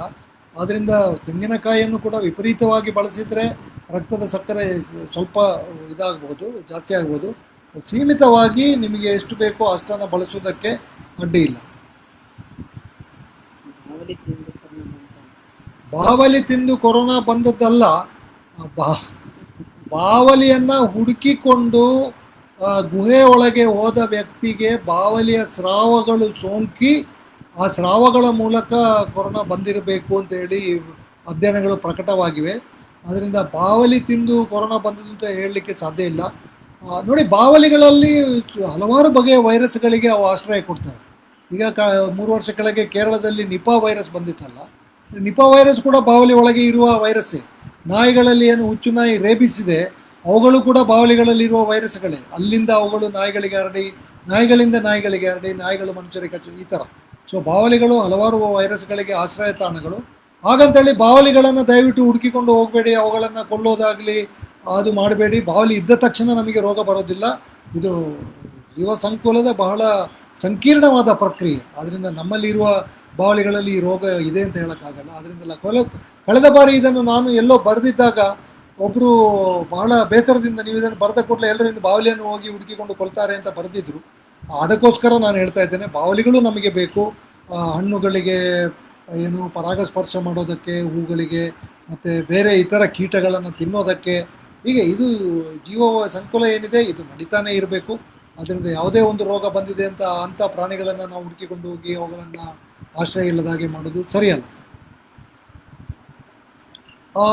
ವಾಸು ಐತಾಳ ಕೇಳ್ತಾರೆ, could you please address the role of alcohol in diet? Countries like France consider wine integral part of their normal diet. Red wine is advised for people with cholesterol issues. Is moderate red wine consumption harmful? ಇದು ಏನಂದರೆ, ಈ ಪ್ರಶ್ನೆಗೆ ಉತ್ತರ is little difficult. I will tell you why it is difficult. ಏನಂದರೆ, ಸ್ವಲ್ಪ ಮಟ್ಟಿನಲ್ಲಿ ಶರಾಬಿನ ಸೇವನೆಯನ್ನು ಆರೋಗ್ಯಕ್ಕೋಸ್ಕರ ನಾವು ಉತ್ತೇಜಿಸಬಹುದಾ? France ದೇಶದಲ್ಲಿ ಅದನ್ನು ಮಾಡ್ತಾ ಇದ್ದಾರೆ. ಅದನ್ನು ನೀವು ಹೇಳ್ತೀರಾ ಅಂತ ಕೇಳ್ತಾ ಇದ್ದಾರೆ. ನೋಡಿ, ನಾಗರಿಕತೆ ಈ ಆಲ್ಕೋಹಾಲ್, ಶರಾಬು ಯಾವುದೇ, ವೈನ್ ಇರ್ಬೋದು, ಬಿಯರ್ ಇರ್ಬೋದು, ಅಥವಾ ಬ್ರ್ಯಾಂಡಿ, ಇದು ಡಿಸ್ಟಿಲ್ಡ್ ಆಲ್ಕೋಹಾಲ್. ಈ ಬಿಯರ್ ಮತ್ತು ವೈನು ಇದು ಹಾಗೆ ಫರ್ಮೆಂಟ್ ಮಾಡಿರುವಂಥವು. ಅಂಥವುಗಳನ್ನು ಡಿಸ್ಟಿಲ್ಡ್ ಮಾಡಿದ ಮೇಲೆ ನಮಗೆ ಸಿಗುವಂಥವು 40%, 45% ಇರುವಂಥ ವಿಸ್ಕಿ, ಬ್ರ್ಯಾಂಡಿ, ರಮ್ಮು ಇತ್ಯಾದಿ, ಜಿನ್ ಇತ್ಯಾದಿಗಳೆಲ್ಲ. ಸೊ ಇವೆಲ್ಲವೂ ಕೂಡ ಧಾನ್ಯಗಳು ಮತ್ತು ಹಣ್ಣುಗಳ ಮೂಲದವುಗಳು. ಎಲ್ಲ ಶರಾಬುಗಳು ಧಾನ್ಯ ಮತ್ತು ಹಣ್ಣುಗಳಿಂದನೇ ಬರ್ತವೆ. ಸೊ ಇವತ್ತು ನಾವು ಇಷ್ಟೊತ್ತು ಮಾತಾಡುವಾಗ ಧಾನ್ಯಗಳನ್ನು ತಿನ್ನಬೇಡಿ, ಹಣ್ಣುಗಳನ್ನು ತಿನ್ನಬೇಡಿ ಅಂತ ಹೇಳಿರೋದರ ಮುಖ್ಯ ಉದ್ದೇಶ ಏನು ಅಂತಂದರೆ, ಈ ಎಲ್ಲ ಇವತ್ತು ಕಂಡು ಬರುವಂಥ ಆಧುನಿಕ ರೋಗಗಳಿಗೆ ಕಾರಣ ಸಕ್ಕರೆ. ಶರಾಬು ಕೂಡ ಸಕ್ಕರೆಯ ಥರವೇ ವರ್ತಿಸ್ತದೆ. ನಾನು 2016ರಲ್ಲಿ ಒಂದು ಲೇಖನ ವಿಜಯ ಕರ್ನಾಟಕದಲ್ಲಿ ಅಂಕಣ ಬರಿತಾ ಇರುವಾಗ ಬರೆದಿದ್ದೆ, ಲಿಕ್ಕರ್ ಕುಡಿಯದೆ ಲಿವರ್ ಕೆಡುವುದೇ ಅಂತ. 2013ರಲ್ಲಿ, 2013ರಲ್ಲಿ ಬರೆದಿದ್ದೆ, ಜೂನ್ನಲ್ಲಿಯೋ ಜುಲೈಯಲ್ಲೇನೋ. ಇದನ್ನು ಯಾಕೆ ಬರೆದಿದ್ದೆ ಅಂತಂದರೆ, ಅಂದಿನಿಂದ ಇಂದಿನವರೆಗೆ ಈಗ ಇನ್ನಷ್ಟು ಜಾಸ್ತಿ ಆಗಿದೆ, non alcoholic fatty liver disease. ಅಂದರೆ ಶರಾಬನ್ನು ಕುಡಿಯದವರಲ್ಲಿ, ಶರಾಬು ಕುಡಿಯುವವರಲ್ಲಿ ಕಂಡುಬರುವ ಯಕೃತ್ತಿನ ಸಮಸ್ಯೆಗಳು ಇವತ್ತು ಹೆಚ್ಚಾಗಿ ಕಂಡು ಬರ್ತಾ ಇವೆ. ಮಕ್ಕಳಲ್ಲಿ ಕಂಡು ಬರ್ತಾ ಇದ್ದೇವೆ, ಮಹಿಳೆಯರಲ್ಲಿ ಕಂಡು ಬರ್ತಾ ಇದೆ. ಇದಕ್ಕೆ ಕಾರಣ ಏನು ಅಂತ ಸ್ವಲ್ಪ ತನಿಖೆ ಮಾಡಿದಾಗ, ಪರೀಕ್ಷೆಗಳನ್ನು ಮಾಡಿದಾಗ ಏನು ಕಂಡು ಬಂದಿದ್ದಂದರೆ, ಭಾಳ ಸರಳವಾದ ಸತ್ಯ. ಶರಾಬನ್ನು ಯಾವ ಸಕ್ಕರೆಯಿಂದ ಮಾಡ್ತೇವೆ, ಯಾವ ಧಾನ್ಯಗಳಿಂದ ಮಾಡ್ತೇವೆ, ಅದನ್ನು ವಿಪರೀತವಾಗಿ ಸೇವನೆ ಮಾಡಿದರೆ ಯಕೃತ್ತಿನಲ್ಲಿ ಹೇಗೆ ಶರಾಬು ಮೇಧಸ್ಸನ್ನು ತುಂಬಿಸ್ತದೆ, ಅದೇ ರೀತಿ ಈ ಆಹಾರಗಳು ಕೂಡ ಶರಾಬಿನಲ್ಲಿ ಮೇಧಸ್ಸು ಶೇಖರಣೆ ಆಗೋದಕ್ಕೆ ಕಾರಣ ಆಗ್ತವೆ. ಹೇಗೆ ಶರಾಬು ಚಟವನ್ನು ಉಂಟು ಮಾಡ್ತದೆ, ಬೇಕು ಬೇಕು ಬೇಕು ಅಂತ, ಅದೇ ರೀತಿ ಸಕ್ಕರೆ ಧಾನ್ಯಗಳು ಕೂಡ ಒಂದು ಚಟವನ್ನು ಉಂಟು ಮಾಡ್ತವೆ. ಮುಖ್ಯವಾಗಿ ಮಕ್ಕಳಲ್ಲಿ ಕೂಡ. ಅಂದರೆ ನೀವು ಒಂದು ಚಾಕ್ಲೇಟ್ ತಿಂತಾ ಇದ್ದವರಾದರೆ ಪ್ರತಿನಿತ್ಯ 3 ವಾರ ಬಿಟ್ಟು ನೋಡಿ, ಅಷ್ಟು ಸುಲಭ ಇಲ್ಲ, ಕಷ್ಟ ಆಗ್ತದೆ, ಮನಸ್ಸಿಗೆ ಬೇಸರ ಆಗುತ್ತೆ, ಖಿನ್ನತೆ ಬರ್ತದೆ, ಈಗ ಹೋಗಿ ತಿಂದೇ ಬಿಡಬೇಕು ಅಂತ ಕಾಣ್ತದೆ. ಸೊ ಈ ಎಲ್ಲ ವಿಷಯಗಳು ಇದೆ. ಆದ್ದರಿಂದ ನಾವಿಬ್ಬರೂ ಕೂಡ ಇವೆಲ್ಲ ವಿಷಯಗಳನ್ನು ಸ್ವಲ್ಪ ಆಳಕ್ಕೆ ಹೋಗಿ ಓದಿಕೊಂಡಿರೋದ್ರಿಂದ ಯಾವುದೇ ಕಾರಣಕ್ಕೂ ಯಾರಾದರೂ ಶರಾಬು ತಗೊಳ್ಳಿ ಅಂತ, ನಾವು ಎಷ್ಟೇ ಪ್ರಮಾಣದಲ್ಲಿ ತಗೊಳ್ಳಿ ಅಂತ ನಾವಂತೂ ಹೇಳೋದಿಲ್ಲ. ಬಹುಶಃ ಯಾವುದೇ ಸರ್ಕಾರ ಕೂಡ ಇದನ್ನು ಉತ್ತೇಜಿಸುವುದಿಲ್ಲ.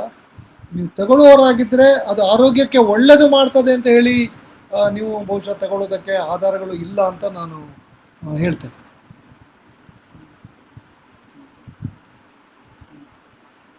ಮೊಟ್ಟೆ ತಿನ್ನುವುದರಿಂದ ಕೆಲವರಿಗೆ ಕಾನ್ಸ್ಟಿಪೇಷನ್ ಆಗ್ತದೆ ಅಂತ ಹೇಳ್ತಾರೆ. ಹೇಗೆ?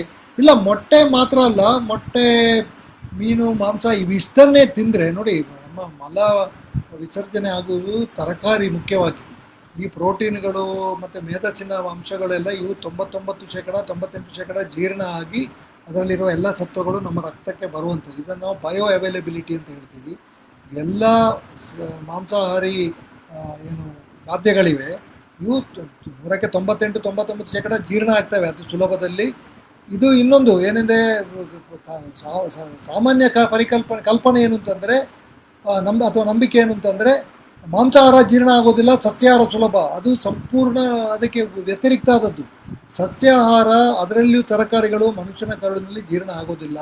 ನಾನು ಆಗಲೇ ಹೇಳಿದೆ, ಅದು ದೊಡ್ಡ ಕರುಳಿಗೆ ಹೋಗಿ ಅಲ್ಲಿ ಬ್ಯಾಕ್ಟೀರಿಯಾಗಳು ಅವುಗಳ ಮೇಲೆ ವರ್ತಿಸಿ ಅವುಗಳನ್ನು ಫರ್ಮೆಂಟೇಷನ್ ಮಾಡಿ ಅವುಗಳನ್ನು ಶಾರ್ಟ್ ಚೈನ್ ಫ್ಯಾಟಿ ಆ್ಯಸಿಡ್ಗಳಾಗಿ ಮಾಡಿ ಮತ್ತು ಅವು ಹೀರಲ್ಪಡ್ತವೆ. ಅದರಿಂದ ಮಾಂಸಾಹಾರ ಸುಲಭದಲ್ಲಿ ಜೀರ್ಣ ಆಗ್ತದೆ. ನೀವು ಕೇವಲ ಮಾಂಸಾಹಾರವನ್ನು ಅಷ್ಟೇ ತಿಂದರೆ ಯಾವುದು ಅದರಲ್ಲಿ ಏನು ವೇಸ್ಟೇಜ್ ಆಗಿ ಉಳಿಯುವುದಿಲ್ಲ. ಸೊ ಅದರಿಂದ ಸ್ವಲ್ಪ ಮಲಬದ್ಧತೆ ಆಗ್ಬೋದು. ಅದೇ ಕಾರಣಕ್ಕೆ ನೀವು ಮಾಂಸಾಹಾರವನ್ನು ಸೇವಿಸಿದಾಗ ಅದರ ಜೊತೆ ಸಾಕಷ್ಟು ಪ್ರಮಾಣದಲ್ಲಿ ತರಕಾರಿಯನ್ನು ಕೂಡ ಸೇವಿಸಬೇಕಾದದ್ದು ಬಹಳ ಮುಖ್ಯ.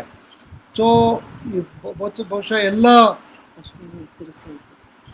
ಪ್ರಶ್ನೆಗಳನ್ನು ಉತ್ತರಿಸಿದ್ದೇವೆ.